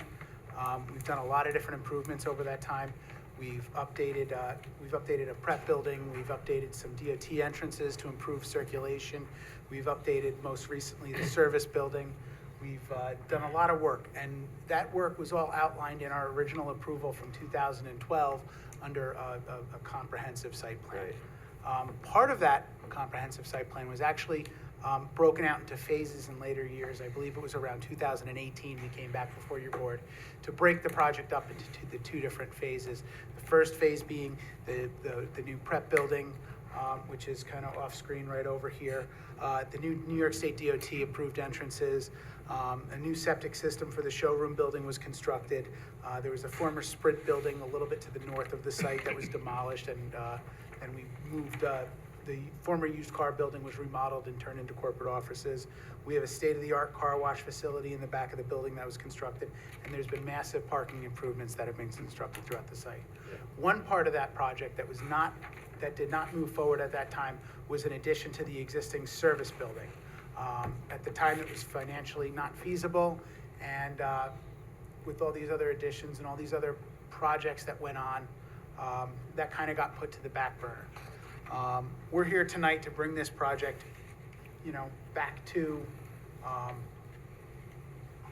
bring it back. Previously, we had almost 5,900 square feet of service building that was proposed over here. I'm just gonna make you guys smaller so you guys can see. And then, so we had a 5,900 square foot addition that was gonna be constructed in between the two buildings. And we've examined that much further in depth, and we've determined that it was not really very constructible. We've come back, and today we're here to request an amended site plan to change that from that 5,900 square feet to about 5,200 square feet total. We have a smaller addition over here in the front and a little bit of a bump out in the back of the building over here. We are in receipt of town comments. The biggest and most important, I think, is circulation, fire safety. I apologize, I neglected to include the vehicle turning analysis in the previous submission. I do have it here tonight, so that way you guys can see it. We have an SU-40 that's being depicted, rounding the site, coming around and getting full circulation throughout the building. We were very careful when we designed this. If you look over here on this addition, we kind of but filleted it a little bit to allow us to chamfer, that's the word. We chamfered it so that way we can maintain that 20-foot aisle width along the back over here for the, so we can maintain that fire truck access. Okay. It was pointed out through the comments that there's a small retaining wall here. It's more of a high curb. It's about 12 to 16 inches high. It's not going to be visible to the site. Basically, what we're doing here is, in order to get our storm water through this area, it was previously proposed to reconstruct an existing culvert underneath the building. There's a lot of things with that we didn't feel comfortable with in today's day and age. So what we've chosen to do, we've elected to do, is we've elected to run 2 culvert pipes basically between the buildings. And to facilitate that and allow us to do that, we did have to raise the grade slightly in the area. We do have some grading constraints here because we have an existing building and a doorway, a garage over here that we had to maintain. Hence the reason that we proposed this small, I'm gonna start calling it a curb because it's more of a curb. It's about 12 inches high, and what that's gonna allow us to do is provide cover and get cover over that, those 2 24-inch pipes that we have that are running through there. The rest of the site comments that we've received from the board are pretty much very technical in nature and minor. I feel as though those are things that we'll be able to work out with Andy and Kristen or Eric if there's anything else that we have over there to go with. We did have the architect prepare some renderings here. It's a very attractive building. We feel it's going to be it's going to clean things up. We're not proposing any additional lighting that is currently on the site. There's no lights on the facade of the building where we're doing the addition, so we're not proposing to relocate those. We do have existing light poles throughout the site. They're all LED lights that were constructed in 2012, 2013. You can see this is another view, kind of looking. We'll have the cars coming in here, and you can see how difficult it is for us to, get this grade to work through here. There is some new air conditioning units that are going to be constructed, that are going to be placed on top of the building in the back over here.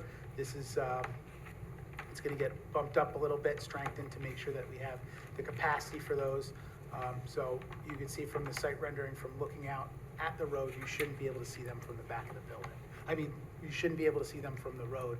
They'll only be visible in the back of the building, right about over in here. That's pretty much it for my presentation. If anybody has any questions or concerns or would like to speak to anything, I'd be more than happy to take. So you're adding 5 new bays, basically? We are. Okay.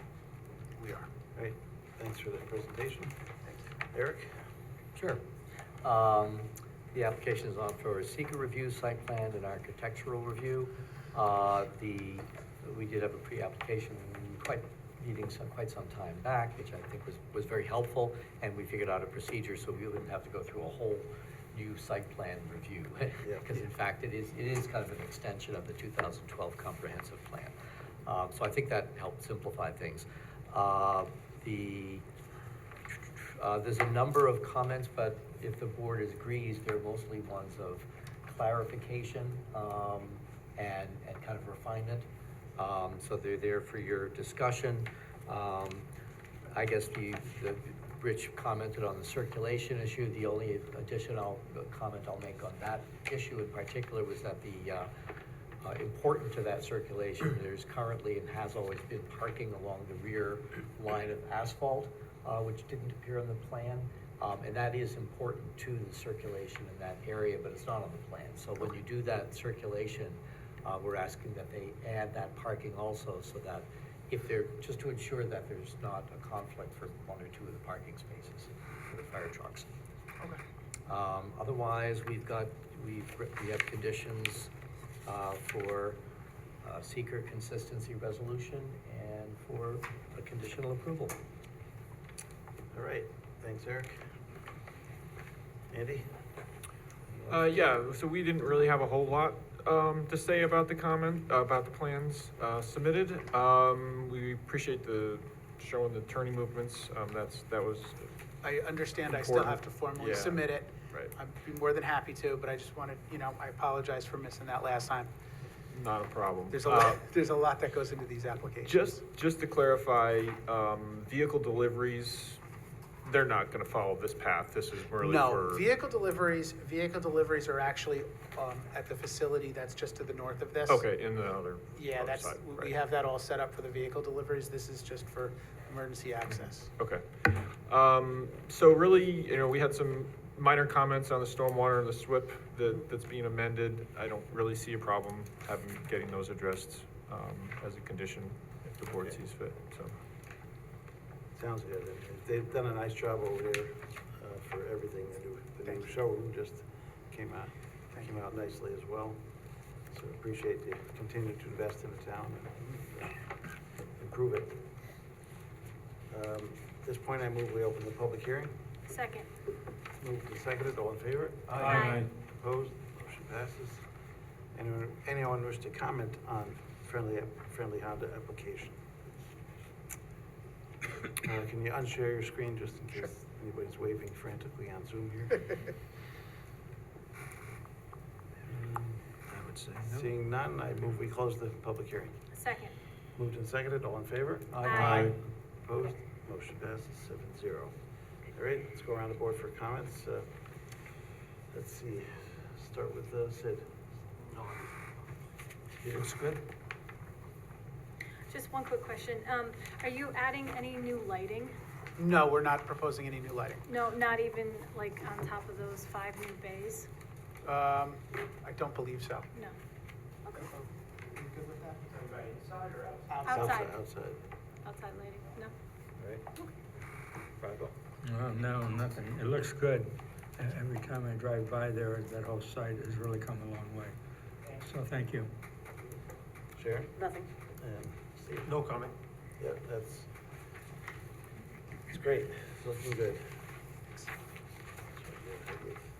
Okay. About- Move the planning board find that Friendly Honda Service Building Addition amended site plan application involves incremental changes to the Friendly Honda Comprehensive Site Plan, Phase 2 site plan of negligible magnitude and scope that are non-significant and consistent with the previous seeker negative declaration adopted by the planning board on June 21st, 2012 for the 2012 Friendly Honda Comprehensive Site Plan, subsequently approved and extended to 2018, and as reaffirmed by the planning board on June 21st, 2018, for the amended Friendly Honda Comprehensive Site Plan, Phase 2 site plan, subsequently approved and extended to April 1st, 2027, and as modified by the proposed Friendly Honda Service Building Addition application for amended site plan approval received June 23rd, 2025, with related plans and materials. Second. Moved and seconded what she said. All in favor? Aye. Opposed? Motion passes 7-0. I move the planning board grant conditional amended site plan approval for the Friendly Honda Service Building additional application, subject to the following. Respond to the comments of the planning board and those received from town departments and agencies. Said responses to be reviewed by the planning department as to adequacy and completeness inclusive of and not limited to the following 1 through 7. Second. Moved and seconded, all in favor? Aye. Opposed? Motion passes 7-0. And architectural approval, you've shown the architecture to us. Anyone have any comments on the architecture? Kind of matching what the white and blue fits out there. Seeing none, I move we accept architecture as presented. Second. Moved and seconded, all in favor? Aye. Aye. Opposed? Motion passes 7-0. It's good to see the Thank the you. parking lot full. I remember you just got done with the big parking lot when COVID hit and you couldn't get Yeah. the inventory. So it's good to see it filling out now. Thank you guys very much. Appreciate your support for the project. Thank you.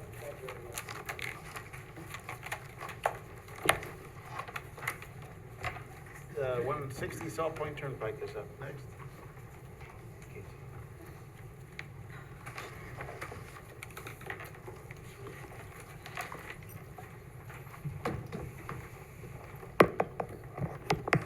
Hi, Amy Bombardieri for 160 Salt Point Turnpike. Hi, Amy. How are you? Good? I think we have major items addressed for this. There's a few outstanding DOT items and a few minor health department items. I got a comment letter back earlier this week, and I haven't forwarded it to Rachel yet, so the items are minimal though. And I read the comment letters. I don't see any major concerns. The DOT is making us close the Salt Point Saw that. entrance, so, we're just gonna close off the curb and just extend it in their right of way and seed and, much of that. There's a portion where it's, to help the fire truck movement. There's a butt out that goes towards the entrance, but that'll be curbed and so there'll be no access to Salt Point. Okay. I think that's the Yep. major changes since I last saw you. Yeah, it's the biggest change, I guess. It looks good overall. Good to see you in person here today. Hi. And let's go to Eric. Yeah, so this was, previously when the board saw this, you approved a negative declaration. Since then, the town board did approve the rezoning of the site to multifamily residential. And as Amy said, DOT required the curb closure, so the plans have been adjusted accordingly. If the engineer is okay with the remaining stormwater issues, then we think our comments can be handled as conditions of approval. So we've provided a resolution for that for discussion by the board.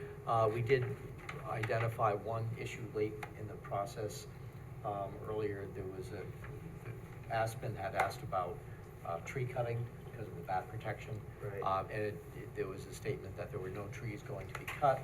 But since then, it was observed that from a drive-by and then from aerial and street views, there actually are quite a number of large mature trees on the site.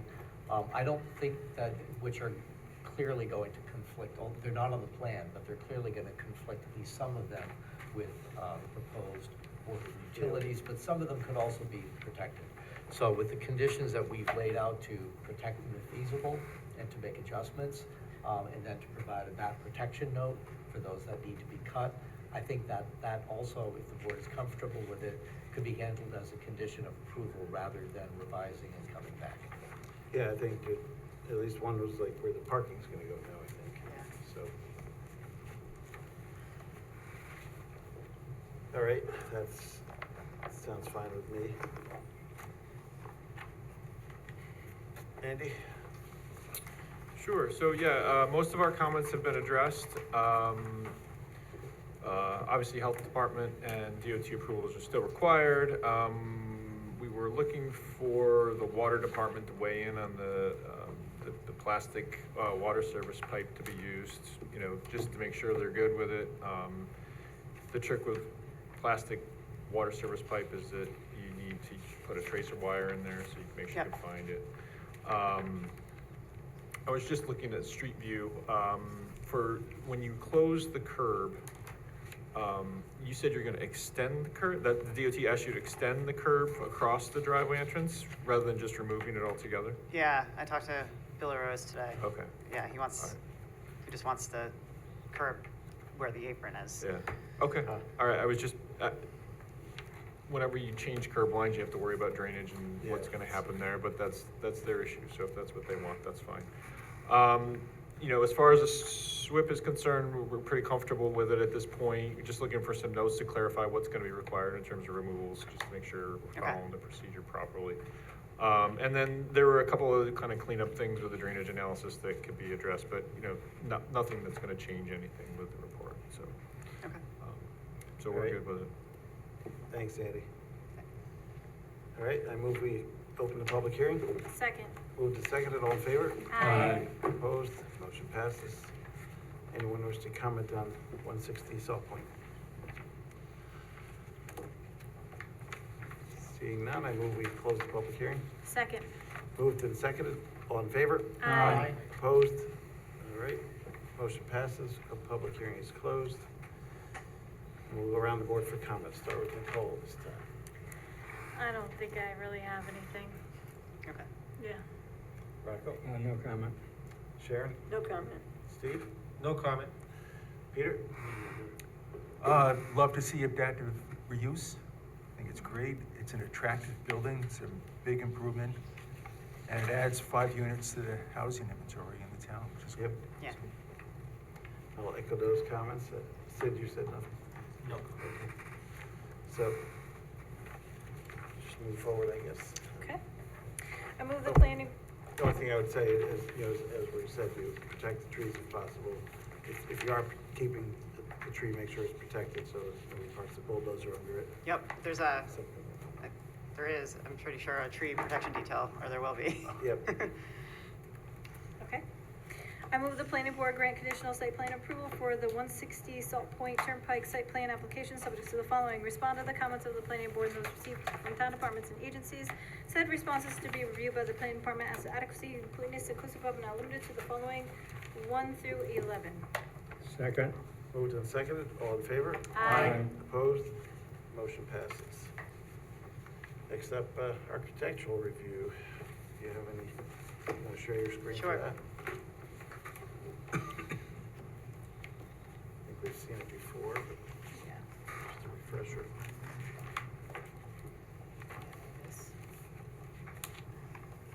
So this is the existing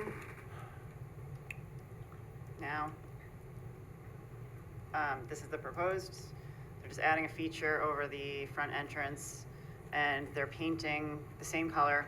They're gonna go with black asphalt shingles.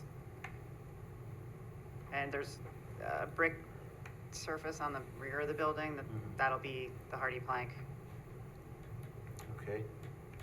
And what's the color there of the Blue. Harbor blue, okay. The hardy plank color? Yep, I just see it now. It's a blue harbor, plank bar harbor blue.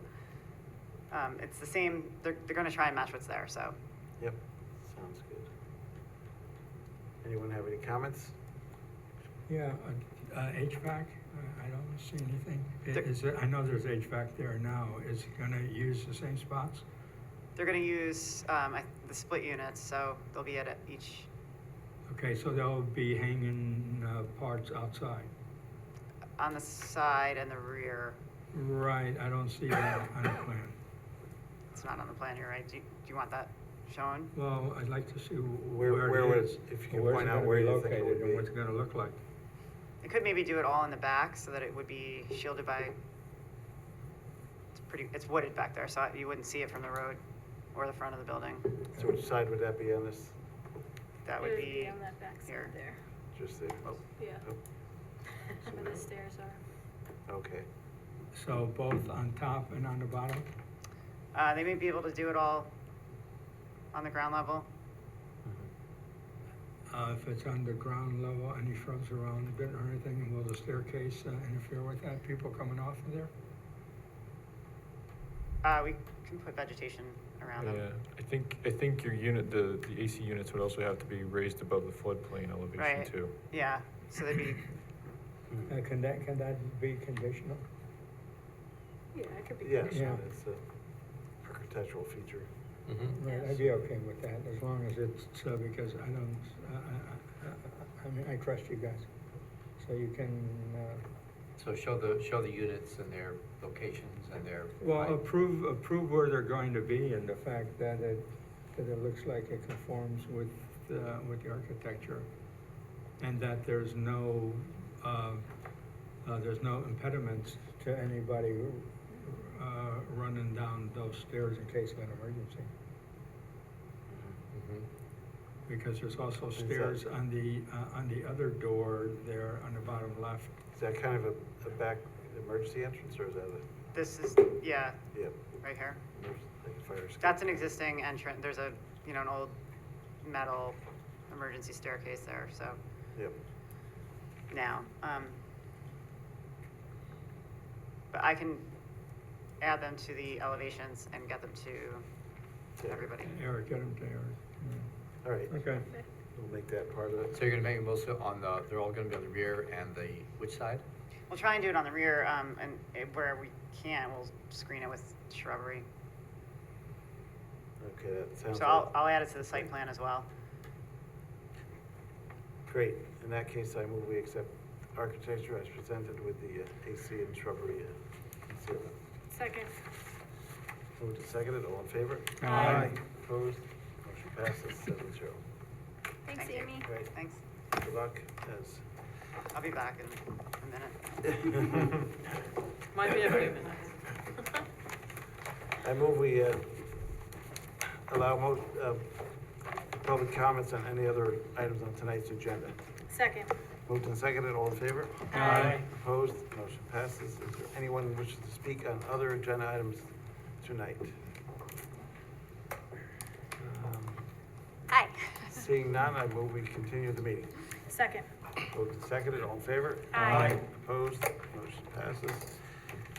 Come on down, Route 90 electric vehicles. Good evening, Mr. Chairman, members of the board, town council, staff. My name is Lino Sciaretta, partner with the law firm Blakely Platt & Schmidt, White Plains, New York. Karen Labuto from Labella is with me this evening. And on behalf, also with the applicant, we have Juan Espinoza and Chris O'Connor representing the applicant this evening. First of all, thank you all for having us tonight. We are proposing, O'Connor Management LLC is proposing an EV facility at the site, approximately 20,500 square foot facility on approximately 4.39 acres. This property is going to be used, and this proposed project is going to be used as a EV facility for sales and also servicing. But I want to stress to this board, and we'll get into this a little further, it's not the traditional type of like dealership that you're looking at. You had an application earlier this evening where that's a traditional type of dealership, legacy dealership. This is not that. It is an EV manufacturer. I can't disclose it, what it is, because I'm under an NDA. However, once you see the renderings this evening, you'll probably have a good idea of who the manufacturer is, and we'll get into that. But this is really not the traditional type of dealership, because it's really a place where folks purchase their cars online, and this facility is proposed where they pick up the vehicle, and most of the I will call the facility will be used for service. This project will require about 4 variances. We have variance from this 100-foot setback because we do border an R20 zoning district. We're also going to require variance from the landscape encroachment where it's a 30-foot landscape buffer. We're going to be encroaching into it a little bit. There's also going to be an area variance for the location of the receptacle location. And lastly, a variance for the architectural design. We did get some comment memos back from the county, from staff. We'd like to thank you for that.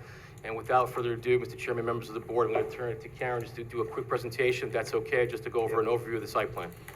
Yeah, it'd be good to see. I mean, so there's no showroom, so to speak, or it's all It's more of a online, or- reception area. Correct. Reception, so Yeah. there's Thank you. Okay, so as Lino stated, it's on Route 9D, approximately 4 to 5 acres.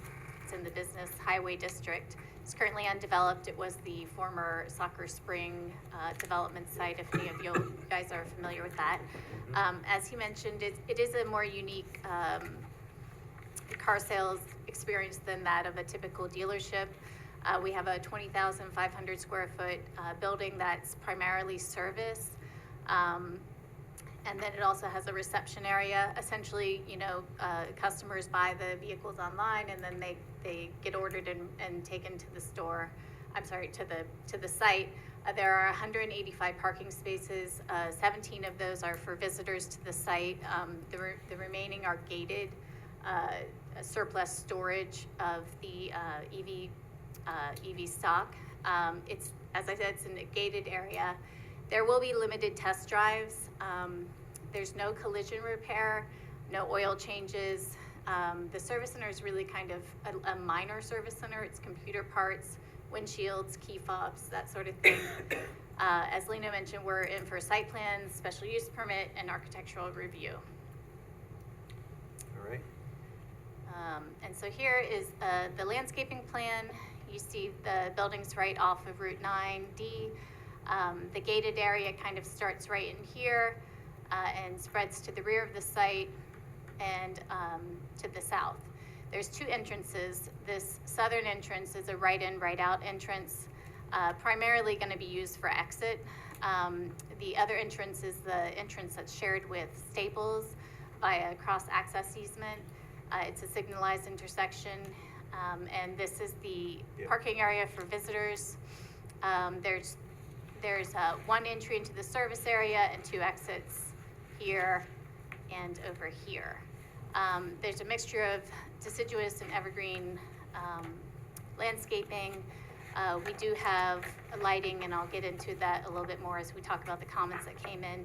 We do have an approximately 30-foot wide natural vegetated buffer, hickory, cherry, birch trees that will remain.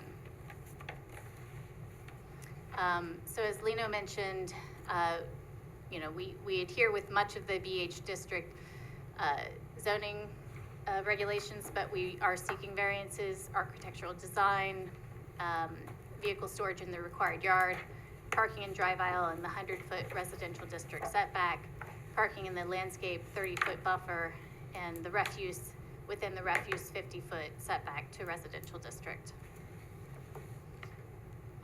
So currently the site sheet flows drainage in two directions, north towards Route 9D into the catch basin there, and then towards the southeast. The site is generally flat. Currently there is no stormwater management or treatment, but it's undeveloped, as you know.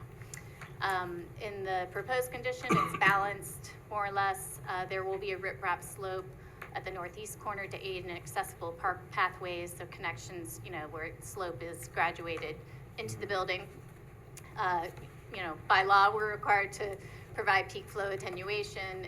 So we have 2 detention practices and water quality treatment via infiltration, sand filters, and the jellyfish filter. It's an exciting, exciting name. Water and sewer, anticipated at 2,500 gallons per day for the service and reception area. There will be some limited, there will be a wash area within the building, and so we'll be reporting on that as part of our next submission to get that information in. There's, the connection in 9D, the 6-inch ductile iron water for domestic and fire, and there's a water meter pit. And then the 6-inch PVC with connection to the existing manhole in the sewer easement, which traverses the site. We did a traffic impact study, and that's something else that will be part of our next submission.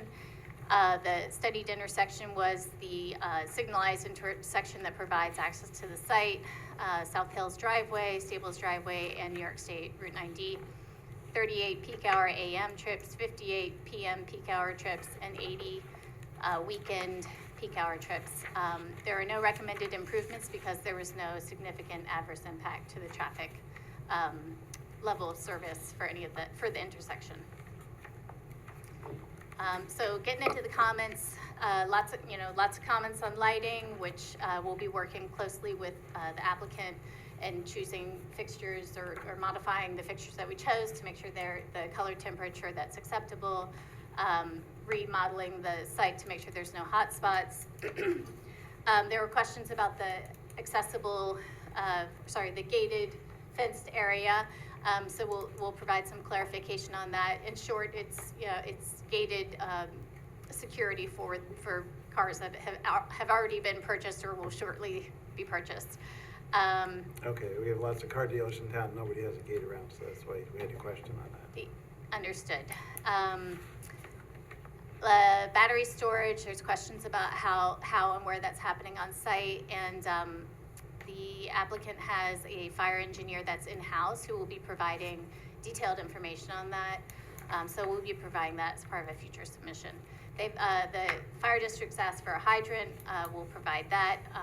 I saw that they asked for emergency signal changes to the signalized intersection. So we'll be coordinating on that subject. We'll be providing a truck maneuvering plan, and of course the SWIP. And then there was the Central Hudson coordination as it pertains to the the electrical demand for the site. Yep. Thank you. Yeah, and just in terms of, I know the applicant would like the board to know, but in terms of employees at this facility, we're looking at least anywhere from 35 to 60 employees that we'll be employing at this site for this EV station. Thank you. So we are into the zoning board for area variances, sewer and water with the town. We have already gotten back a letter from the county planning. We do need water and sewer, sorry, not from Dutchess, oh yeah, sorry, from DOH. We have a lot of coordination to undertake with Tri-Muni. We're already in touch with the town on that. We need the DOT highway work permit. We've already had one conversation with them and learned some of their concerns early on, which are already reflected as revised. And of course, we need the stormwater permit. This general permit is the old number, and it's a 0-25-001 now, so that's it. Okay, thanks for your presentation. We always appreciate new business coming to town. But we have some concerns with this.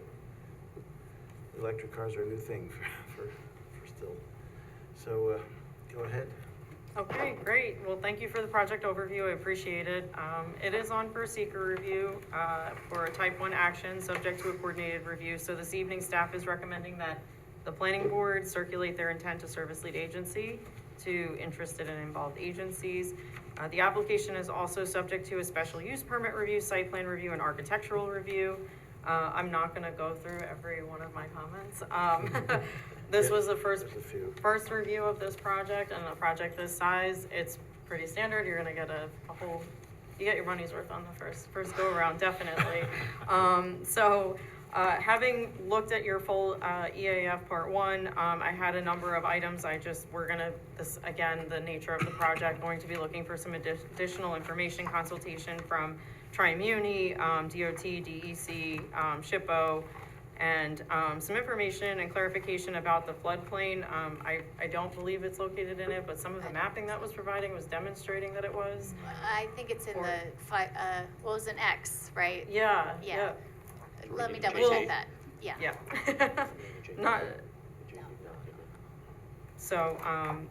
We'll just get some clarification, confirmation on that. With water and electricity do not mix well, so. Right. So with respect to the special use permit review, in the highway business zoning district, it would fall under the category for motor vehicle sales and service facilities.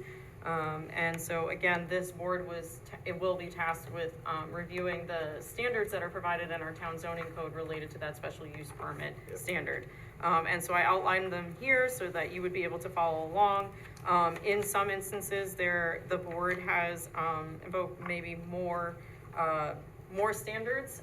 That's certainly within your purview. And so one of those things that come up repeatedly with dealerships are how many vehicles can we stack in a lot? So perhaps we want to make some comment about vehicles are to be placed in a demarcated space. These are things we can continue to talk about and think about as you review the application. I have a number of comments. Again, we have a traffic engineer on. Alex, I'm sorry. Mark, you're on from JMC to review this application. I know there's going to be more detailed information being submitted with future submissions, so we'll go through that. And obviously, again, Andy for site civil engineering review. So at this point, staff is recommending that the board adopt a seeker lead agency intent resolution and then defer action with comments. Just wanted to point out though, one more thing. We also have a set of design standards in our town code specific to the BH zoning district. And I know it might seem silly to just sort of cut and paste this into here, but I did think it was appropriate because we will be looking for a response to comments. This is just a way of tracking all of those standards in our code. A couple of them definitely do not apply to this application, but it was just a way for the board to also follow along because there are going to be so many moving parts related to this. So thank you for touching on the access. I'm sure the board will have more comments for you, questions about security, and you know, we'll want to be working closely with the fire department. I know they had specific comments for this application, and perhaps even the police department. Sometimes when there's gated control, they do like to be involved, and we can certainly help facilitate that conversation. More than happy to. So we did also receive county planning comments with a conditional approval advised, and they talked about access around the site and also lighting, and I know you touched on a lot of that. So again, a little bit of a moving target, and for applications of this caliber, sometimes we do recommend or encourage that we sit for a more informal staff level meeting prior to you making another formal submission to the planning board. So again, I'm happy to help facilitate that as appropriate or requested. We'd appreciate that. Yeah, I mean, like, they mentioned the lighting, 5,000 Kelvin might have been proposed. I mean, another car dealer came in with that same proposal, and they were able to scale back to 3,000. So see what you're able to do with depending on your applicant.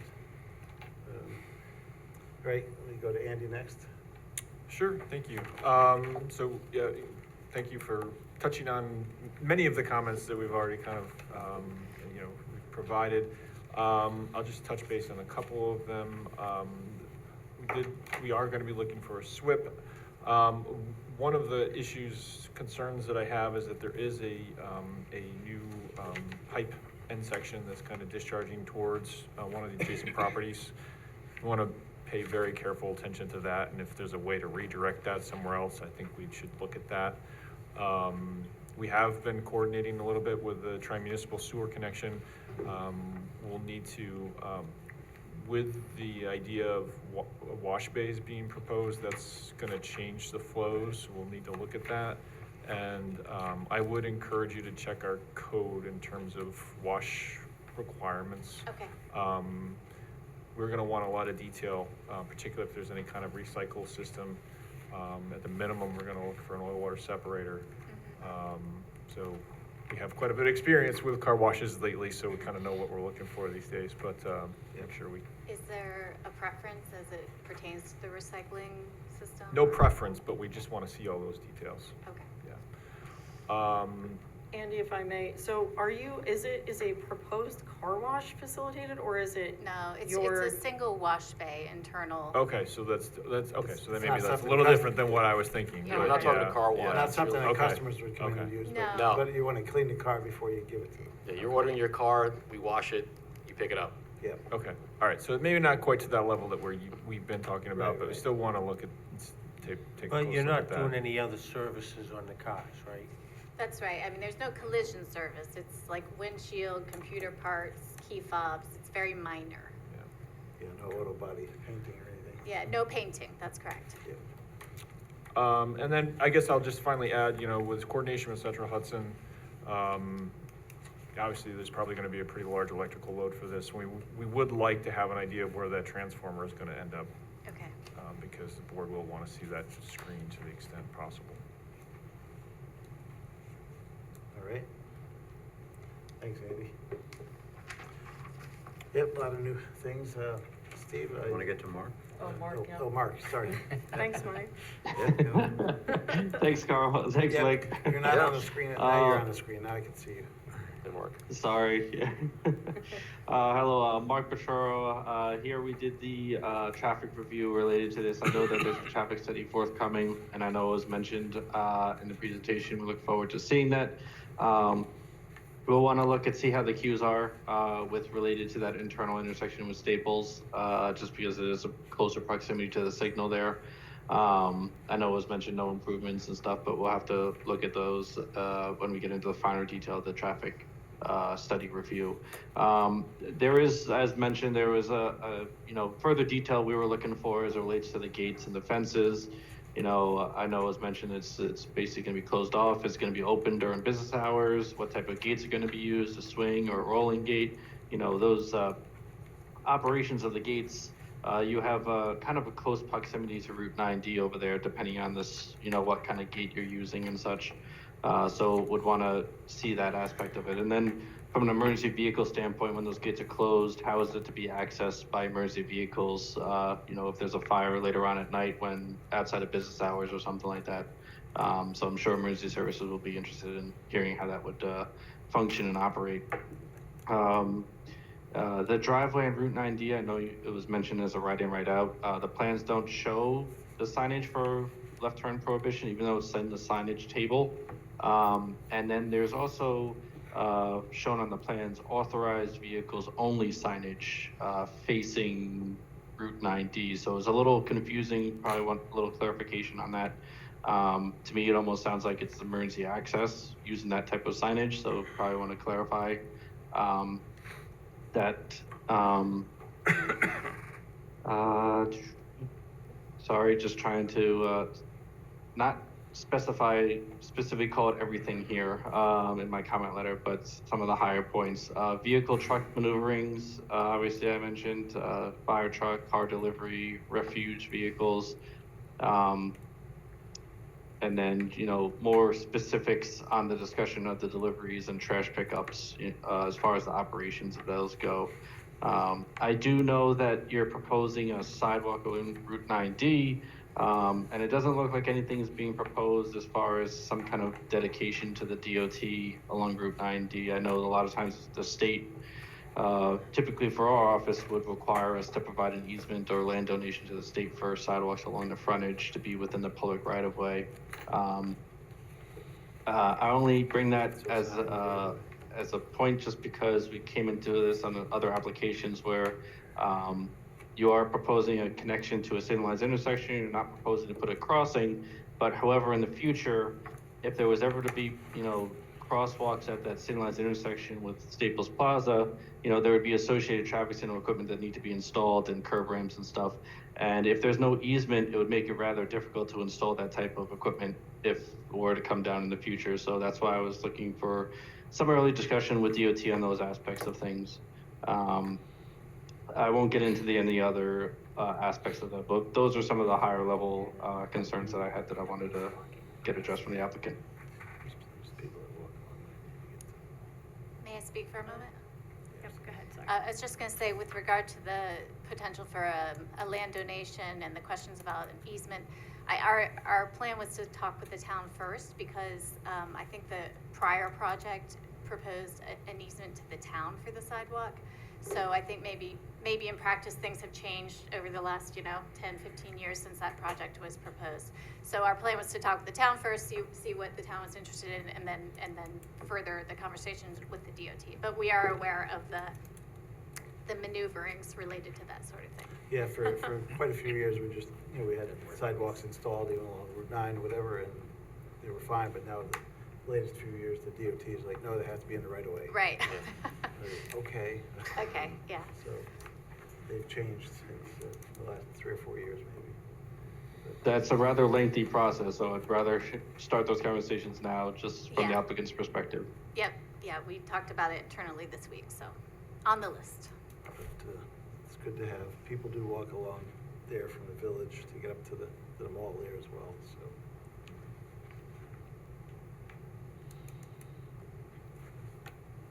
All right. Thanks, Mark. Anything else? That's it. Nothing of, really high level. I was trying to keep it, I didn't want to Yep. get into the minutia of some of the minor comments. Yep. Great, thanks. They can look them over. Yep. And I will also say we have our environmental consultant, Aspen Environmental, that's written a note. She's not on tonight, but you can take a look at her comments as well. Yep. And then now we'll go around the board for anything. Start with Steve's, because he. No additional comment. Nothing additional, okay. Anything? This Yeah, time? my question, you're not saying who's gonna be the dealer, right? That was one thing. Not yet. Correct. Not yet. Not yet. Not yet. And then, are you gonna be using the traffic light that's there for the 90 side? Are you gonna be like coming out to use that light?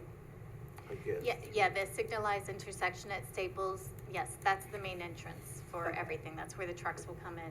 Everything comes in and out that exit. And this is going next to the fire department that's there? The Yeah. fire department is on the southwest side, yes. Right, it's between the fire department and the Staples. But that's not active now, right? That, No, they're not current, at least as far as I know, it's not currently active. yeah. That was their secondary station, and they used it for a while, but then a few years ago, they said, we don't need it right now. Yes, it's just. Some storage. Okay. Yep, thank you. Okay, I've got my turn? Yep. Okay, I've got a few comments here. Let me start, some of them I know are coming, like the batteries, tires, you didn't mention tires, I think you're gonna have a tire storage There is area tire there, storage, et cetera. yeah. Yes. Okay, let me focus on a couple of things though. Your customer parking, you said 17 spots are being allocated for that, and that will not include the 35 to 50 employee parking. Is that going to be within the gated area? Yes, that's what's anticipated. Okay, so that reduces the amount. I assume the rest are gonna be for new vehicles? That's right. That are going, and you've taken that into account already? Correct. Okay. Now 17 sounds like a lot right now, but, so that has to accommodate people coming in to pick up new vehicles, people coming in to drop off their vehicle for service. Okay, do you have any data regarding frequency of repair on these vehicles? We can get that to you. Because the reason I'm asking is that at least the type of car I have, when I go into the dealer for service, there's never enough parking for people just getting their car serviced, forget people picking up their cars. So that's a concern. And then to kind of jump, and then will that have EV charging as well on those spots? I don't believe there is any EV charging in the 17 spaces. The EV charging is in the 185. Yeah, there's 10 EV charges with the 185 that we're proposing. Okay, so none in the customer parking? That's correct. Even though they may need it? So nothing the customers could use then? Right, and that might even be a future business thing where, you know, show up and you can charge them. But to just jump ahead a little bit to the future, we are, forget the pun, because I'm not the punster here, but we're heading headlong into the self-driving future. So will this site, have you thought about that future, and will this become obsolete with the self-driving cars, which if it is the manufacturer, I think it is, they already have this feature, and they can direct the cars to go there themselves and get serviced. So I'm just curious, will this become obsolete? Have you thought about this for the future? Because I don't want this thing to go up and be obsolete in a year or so. I mean, not that it's any money out of my pocket, but I mean, it's not good to have empty buildings in the town. Well, I mean, I guess one response is that, you know, from service standpoint, you know, that still has to occur. So those people still have to work somewhere, and that location has Well, to I exist think somewhere. that that's not allowed by state law, more than the technology.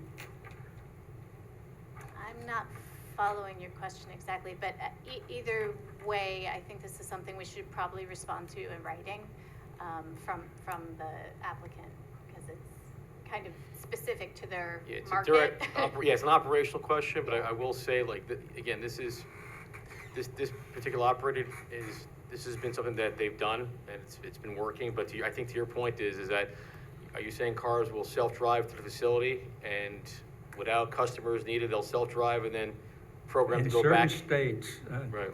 California, for example, if you order a certain manufacturing car, you don't even have to go to pick it up. It will show up in your driveway. Well, it still needs to play. Oh, well, that's why I'm saying it's not allowed in this state as far as I know, because I know Okay. someone So- who just picked up a new version. It still needs to be and- serviced. Yeah, there's people that still have to work on the car. I guess Right, your well, that's question is why just I'm how does a saying- vehicle get to the site? Right, well, how does it get there? Have you considered that? Are you gonna have enough queuing spots there? Are you going, that kind of thing? That's why I raised the point now. I may be early, but again, That's a good question. And what like Karen suggests, we'll probably address that in writing, just so, because again, it's specific as to the vehicle going there without a driver, but we were saying earlier, there will be people there working on these Of vehicles. course. Right, so. Right, no, I that know won't be automated. that There'll part. be- That's not the part Right. is getting into the facility. You're talking about the customers coming in without driving it. Right, okay. Right. I got you. Well, I guess I Because the would, customer becomes the car, then the vehicle. I guess the other thing I would say is that we might not be able to resolve that unknown future condition right at this time, but certainly we could come back in for a site plan amendment. No, and, as long as you're thinking about re-articulate it, for that's parking that's and what I'm queuing area at concerned. that Just to point. think about it. Getting Yeah, it as long as you're thinking about Yeah. it, and especially for the owners of the facility, because I assume that you're gonna be the owner, and this will be a lease situation. So we don't wanna, at least, I don't want you to end up with an empty building there in the town. And for the record, that's Juan Espinoza. That's- All right, thank We're you. getting into James Bond territory. All right, thank you. They have a number of other concerns to address before they get to self-driving, but, Right, I understand no, that. no. I think, All did right. you have other comments? No, that's it, thank you. Okay. And anything, Nicole? I mean, I think they might have already heard these comments, but obviously you'll need a SWIP. Tree clearing restriction from April 1st to November 1st. Work permit, obviously. You didn't provide any sign details. That's kind of already been said. As far as charging stations, one at least will need to be handicapped. And yeah, and then obviously you'll have to get with the fire department because I believe they do training now on EV fires. So, yeah. All right. Sid, any? Does this facility have the option to do the key drop-off during the off-business hours? Do you provide that facility? I'm not sure the answer on that. Off hours key drop, do you know anything about that? There is, okay, 24/7, customer come anytime. Yeah. no. And a little curious, is it just specific to the New York State or wherever you have your stores, you don't disclose the name of the facility? Eventually we do, but because it's so early in the process, again, we had the rendering up early, you could probably guess who it is, but because it's very early and, we're a contract vendee at this point, I'm sure by the time this application, when we get further, you'll know the name. It's just that Yeah. it's our first meeting. No Again, problem. I would love to disclose it, but I just can't at the moment, but I'm sure in the next meeting or two, you'll hear who it is. So, that's all. No comments. Yeah, there's a lot of people work late and the key drop is good to Yeah. leave something off. Good question. Peter? Just some things that'll have to be addressed eventually. One is fire safety, safety of the community and safety of the firefighters. So at some point, we're gonna have to get some input from Chief Renahan from the New Hamburg Fire Department, whether, extra fire suppression systems should be required here or not. I want to be certain that the avoidance area is well protected. We'll want to pay close attention to the SWIP. And just for your information, we do not allow flat roofs. So if you submit something for architectural approval, flat roofs in the town are not permitted.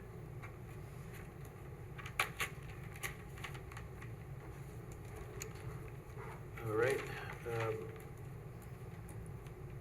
think you've heard most of it, my 2 cents. The county mentioned the lighting. The concern is that, you know, there's neighbors to the south there, and keeping some landscape screening or whatever, it needs to happen for those neighbors to the south, along that line there. And as Andy mentioned, the drainage issues. You mentioned that you have the used tire storage. You know, electric cars tend to use tires quicker than regular. What did you say about the used battery storage? Did you? The batteries are being stored inside. They're basically ordered as needed. Used batteries, so I there's think, no big- are disposed of as quickly as possible. There's no We can get- stockpiles. Yeah, and we can get you more They come and information go. on the Okay. operational. And how are they disposed of?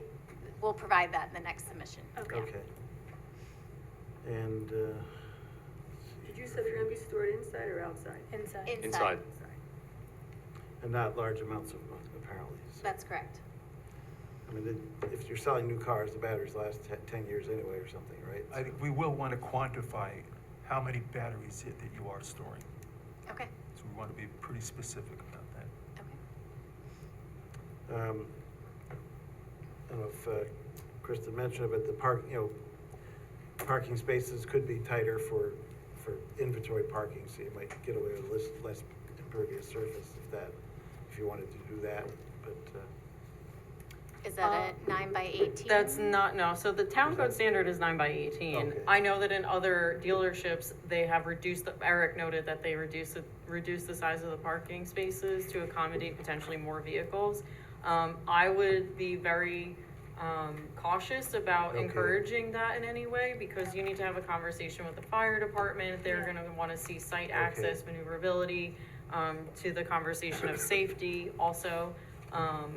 I think we can continue to talk about it, at okay. this point. We'll We should. stick with what we got then for now. Mhm. I guess that's all I have. Okay. Move the planning board declare its intent to serve as lead agency to coordinate the environmental review of the proposed project as a type 1 action and authorize the planning department circulation of a notice of said intent, a copy of the EAF, and a copy of the application in the identified interested and involved agencies. Second. Moved and seconded for lead agency, all in favor? Aye. Opposed, motion passes 7-0. Move the planning board defer further action on this application, direct the applicant to respond to comments in writing for the planning board and those received from town departments and agencies included but not limited to the following 1 through 14. Second. Moved and seconded, all in favor? Aye. Opposed, motion passes. All right, thanks for coming in. and Thank you very much. Thank you very much. Looking forward to seeing future applications. Thank you.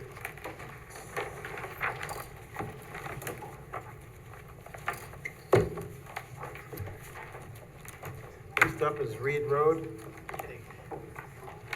Lot line revision. Hi, Hi, Amy. how are you? Long time no see. Yeah.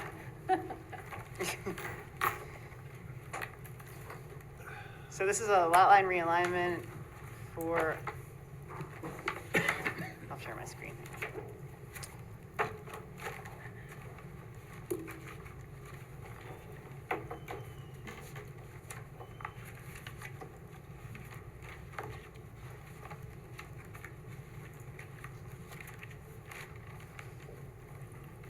Okay, so there's a residential home existing. They are realigning this lot line so that this triangular shape of property will be with this house as opposed to being with this house where it currently is. This dark gray area is a vegetated buffer, so non-disturbance buffer. This is an existing easement that allowed access to, I believe, to the pool. So this easement will be extinguished because it won't be necessary anymore. Okay. That'll be part of this house's property. There's a number of encroachments in Central Hudson owns this portion here. These encroachments here are going to be or have been removed today. There's another patio that is encroaching on Central Hudson's property. So the applicant has agreed to remove the walkway from their parcel to the patio. They can't really remove the patio in Central Hudson's property, even though it shouldn't be there.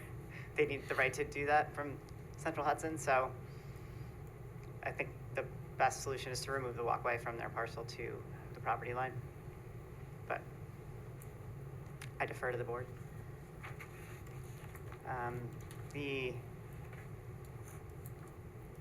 The parcel giving up the land will become 8.6 acres, and the parcel getting the land will become, it'll have 2 additional parcels, or 2 additional acres added to the existing, which is About 7 acres. about 7 Area acres. about 7, That's Okay. that's about it. closer in size, I guess. But it's kind of a wooded area between, Yeah. between the two. And it will remain that way, so this won't be disturbed from its existing condition now. All right. Fairly straightforward. What say you, Kristen? Yeah, so it's on for a lot line revision review. I included the standard notes from our lot line revision review chapter of our town code, and I am actually going to defer to Lisa Cobb, our counsel, to talk maybe a little bit more and help clarify what is outstanding, but ultimately this evening, if the board felt comfortable, staff is recommending adoption of a seeker resolution for a type 2 action, and granting a conditional lot line revision approval and time extension to work through clear abandonment of the pathway and any easements, make sure that we have correct deed documentation, meets and bounds descriptions, and everything is filed correctly. So Lisa, I don't know if you want to. I think that sums it up. We're pretty much, there's some extra paperwork that needs to get done with this application, but I don't think it's anything that can't be a condition of approval, so. And to that end, I did build in the additional 60-day time extension that's permitted by our town code. So ultimately, you have 120 days to get the paperwork in order, just so the board is aware. So that date works out to be Friday, November 14th. Thank you. All right. Thanks, Kristen. Anything, Andy?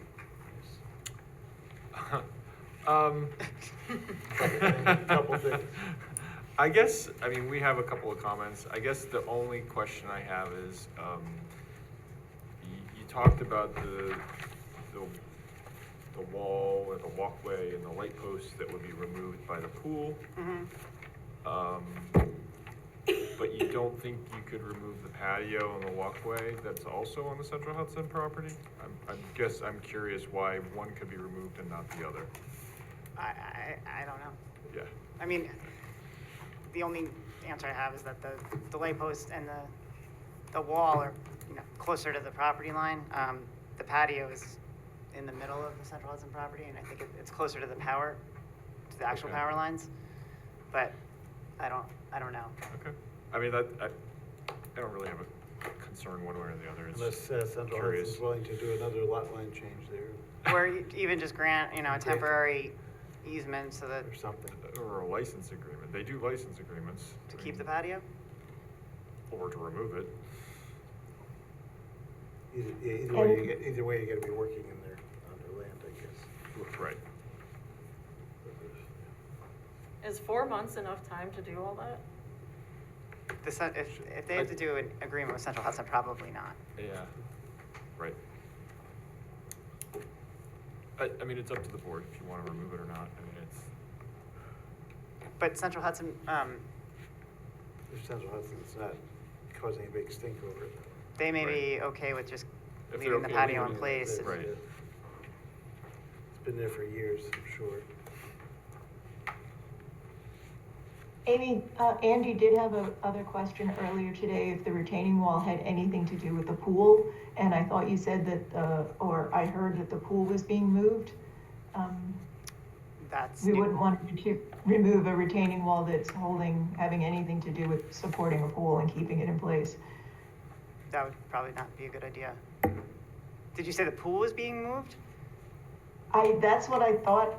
I may have heard that from the applicant's attorney earlier today. Oh, okay. But that may or may not be correct information, so. Yeah, a lot of these comments and concerns were sort of raised in the last day, and unfortunately, Amy was tapped at the last minute to cover this. I just learned about this project. She was not involved in the application, so, Okay. yeah, we're, I'm just concerned about the board granting a conditional approval and then them ultimately running out of the time that they need to complete the tasks at hand. Because the code is pretty clear about what the time extensions are, although we have granted, or this board has granted time extensions beyond those, so Can we We could, yes, the town defer. code gives you Distinguishing the 60 days easement. and then you can get an additional 60 days. So that's what's built into your resolution. After the applications. Correct. After the approval. After the approval, from the date of Okay, so tonight. if we don't approve it, That's what I'm getting at. I'm I'm- just wondering, is the applicant under any pressure from Central Hudson or anyone else that this has to be done before all these issues get sorted out, so that you don't put yourself in a bind with the time constraint? So it appears that the encroachments, at least the retaining wall and the light, are being removed or have been removed by today or tomorrow. So in theory, that's off the table once that gets confirmed by the town. And extinguishing the easement is, may or may not happen by operation of law, but filing that document is also easy and a piece of cake. So the only thing that's really left as an open issue is the patio. And I think, you know, what I heard earlier today from the applicant, or at least their attorney, was that they would be willing to remove the walkway that goes, you know, from the last of the improvements that's on their property down to the patio, to the edge of their property, which is something they're certainly within their rights to do. And if the board conditioned it on that, the patio would still remain on Central Hudson's property. We could contact Central Hudson and see if they care or if they want the applicant to remove it, but I don't know that that's necessarily part of this lot line revision because it's actually on the other side of the property. It's been there forever and it doesn't really affect, you know, the lot line revision one way or the other. yeah, if it doesn't affect it, if it's not gonna affect it. In some respects, that's really just a private property issue, right? Yeah. Lisa? Yeah, I it's mean- just- If it it's, doesn't affect this, then we we- shouldn't worry about it We should either. just go ahead and approve that. I don't think there's, so you don't have to come back then, Oh, I'll be back for something. or something, for this. Oh, So we'll be expecting that documentation, Lisa, then with, like, tomorrow, about the other items? Well, the abandonment documentation, yeah, I mean, I don't think it'll be hard for Amy and I to put that together, or Pat, I guess, their attorney and I, to put that together and get it filed, so that's not hard, and we can, in the meantime too, we can work on the deeds, and have them approved, and we'll be fine, I think. Okay. all right. Let's do a quick run around the board. Anybody have any comments on this one? Nothing. Nothing there. Nothing. Yeah. All right, go ahead. Yes? Yeah. Okay. Move the planning board determine that the proposal meets criteria for seeker type 2 action pursuant to seeker part 617.5C16. No further environmental review is required. Second. Moved and seconded for seeker. All in favor? Aye. Opposed? Motion passes 7-0. I move the planning board grant conditional lot line revision approval and also grant a one-time 60-day time extension as permitted by town code of said approval from Monday, September 15, 2025 forward to Friday, November 14, 2025, subject to the following 1 through 8. Second. Moved and seconded for conditional. All in favor? Aye. Opposed? Motion passes 7-0. All right, Thank you. Thank you. good go for this one. See you next time. Have a good night. For something. Yeah.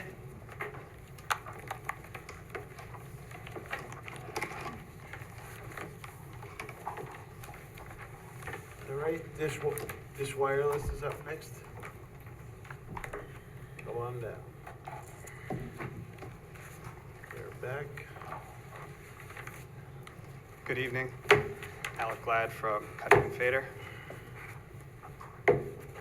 So we received architectural approval on March 20th from this board on the condition that the antenna that would be co-located on the rooftop of the existing building would be screened with a stealth enclosure, which we had proposed and shown to the board. But it came out during the post-approval engineering review that the building's roof, because it's a lightweight truss design, is not actually able to support the stealth enclosure that we had proposed. Because of the wind sail effect, it was basically like putting a giant sail on the side of the building. Yeah. So we're not able to incorporate that screening. So we're back before this board to seek amended architectural approval. One thing that we did do, which I can share my screen, is we did, to try to mitigate some of the effect of the change in design. You can see the equipment platform here around my cursor. Previously, it was at this edge of the building near the bulkhead and the existing Verizon canister antenna. So one thing that we did is tried to move it more into the center of the building to make at least that component of the project not visible. So we can still do the reflective 3M film, and we had showed some existing examples at the last meeting. You know, the purpose is to reflect the sky, to help it blend in. We also received Cityscapes review. We're happy to paint it gray to match the vertical color on the existing Bank of America building. But kind of other than choosing a pink color or including some sort of concealment wrap, I think that's what we're limited and Is able it to silver? offer. Is the color silver though? Wrap or the? That is that silver I mean- itself? No, so it's reflective. Okay. So I think Kinda this looks is kinda yeah. looks like the sky. Oh, I Yeah, see so I what think you're this saying, is a good example. This is on a roof. It's the back of the ballast sled. And you can see that by reflecting the sky above it, it helps it blend into the background to reduce the visibility when you're looking up. Yeah, so we would ask Yeah, them to paint it, right? We did a Fox Runner reflective coating. You know, if it's cloudy, it looks better, but No, but I'm saying we wouldn't ask them to paint that. You were stating that someone, Cityscape had reviewed our submission, your wireless consultant, and they had made some additional suggestions. Actually, I have their memo up. yeah, they said, I don't know if the arrays could be moved further from the edge of the building. I don't know if they had Based on thought, the picture of it. then it might need to be taller. Oh, yeah, so this is one of the old visual sims. One of their suggestions is you see the gray in the center of the building. They were maybe suggesting that we paint the antenna gray to try to color match. Yeah. you don't need to It do gets that. to a point where screening becomes less screening. Yeah. Yeah. So but you know, ultimately, this is the board's decision, you know, Right. and so, I mean, the 3M, it worked well at the Fox Run place. Yeah, yeah. But that's not right on the street either. It's kind of just in the middle of the thing where it's not visible to anyone as much.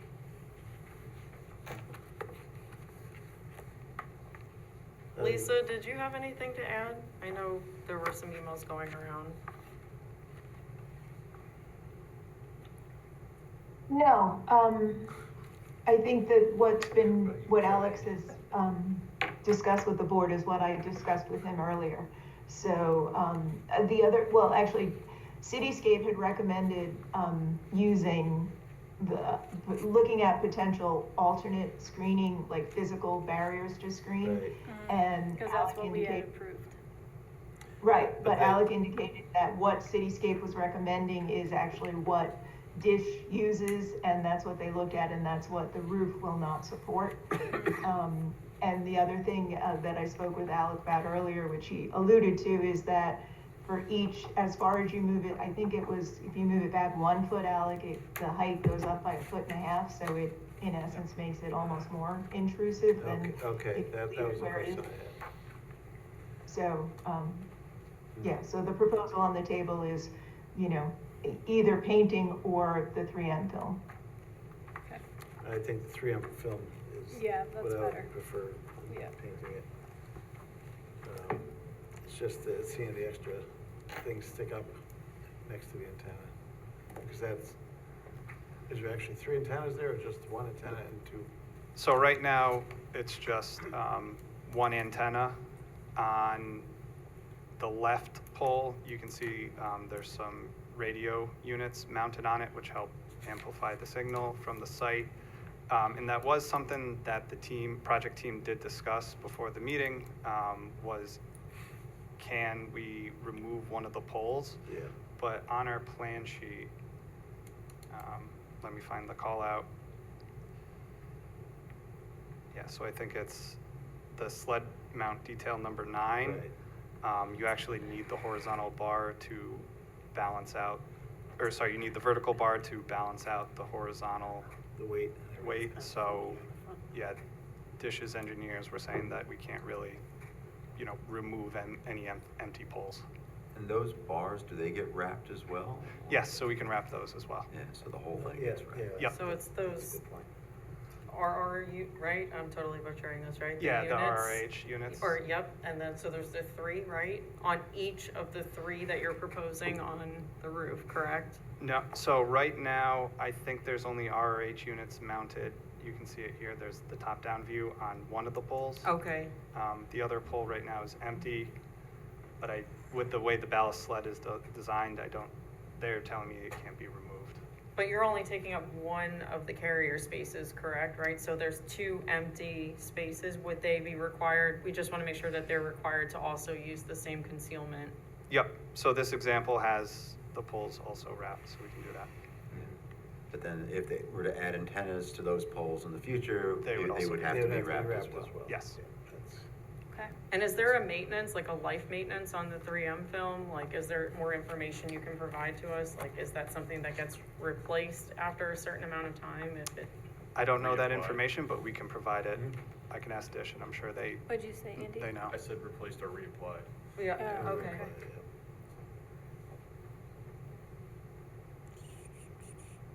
All right. Any comments from board members? There's no way to not see it, but the 3M product does help. Well, the one that's there now, I hardly notice it when I drive down Raymond. Well, the one that's there now But is that's quite a way bit in the back, different. yeah. Yeah, it's a Right. cantenna, it's just a single. Right, but it's So it's a still, little but it's small. there, It's still there. and the film, I think, helps.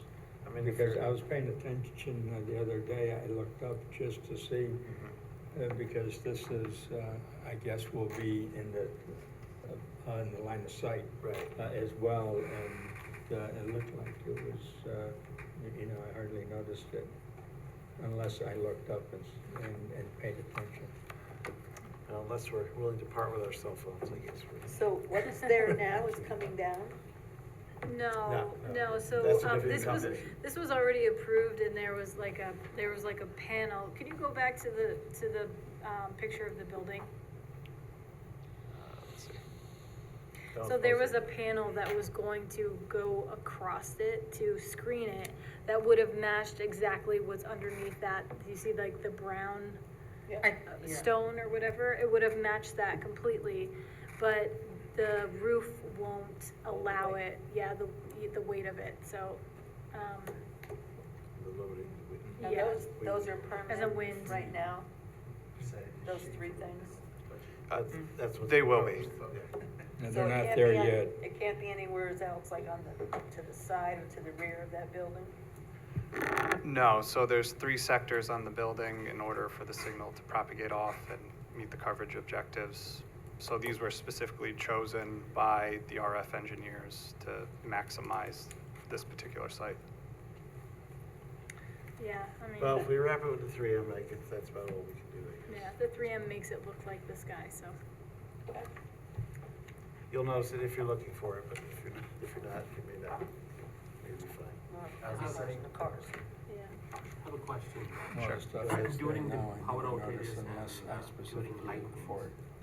what are the precautions you guys take to make them safe? For lightning storms? Is there, Um, is there battery backup or that kind of thing? Yeah, I know they're remotely monitored, so if the site goes down or anything like that, they get notification and then they send someone out to fix it. Specifically, I would have to ask the client. Just curious. Yeah. Okay. Yeah. Well, maybe they'll strike the Verizon antenna first, because that's still taller. Move it a little bit, sir. So funny. All right. Okay. Go ahead. Anything else? Okay. I move the planning board grant a conditional architectural review approval for Dish Wireless 9 through 11 Raymond Avenue, subject to the following comments 1 through 10. Second. Moved and seconded for conditional, all in favor? Aye. Opposed, motion passes. That's with the comments include the, using the 3M material. Absolutely, thank you. Thank you. Right, have a good night. Couple of time extensions we have, BP4 Westerly House. I move the planning board grant 2 98-day time extensions of conditional site plan and special use permit approval from June 10th, 2025 forward to December 7th, 2025. Second. Moved and seconded, all in favor? Aye. Opposed, motion passes. And Habitat for Humanity. I move the planning board grant 1 90-day time extension of conditional final subdivision approval from August 19th, 2025 forward to November 17th, 2025. Second. Moved and seconded, all in favor? Aye. Opposed, motion passes 7-0. Anyone want to bring up anything else before the board tonight? No, but I do move that we end tonight's meeting. Second. Moved and seconded to end the meeting, all in favor? Aye. Opposed? No one's opposed tonight? Okay. Good night, Lisa. We're having a, Night, Lisa. thanks for, Night, Bob. Thanks for watching. take care. Like your picture, Bob. Nice. Bye, everybody. Bye, Lisa.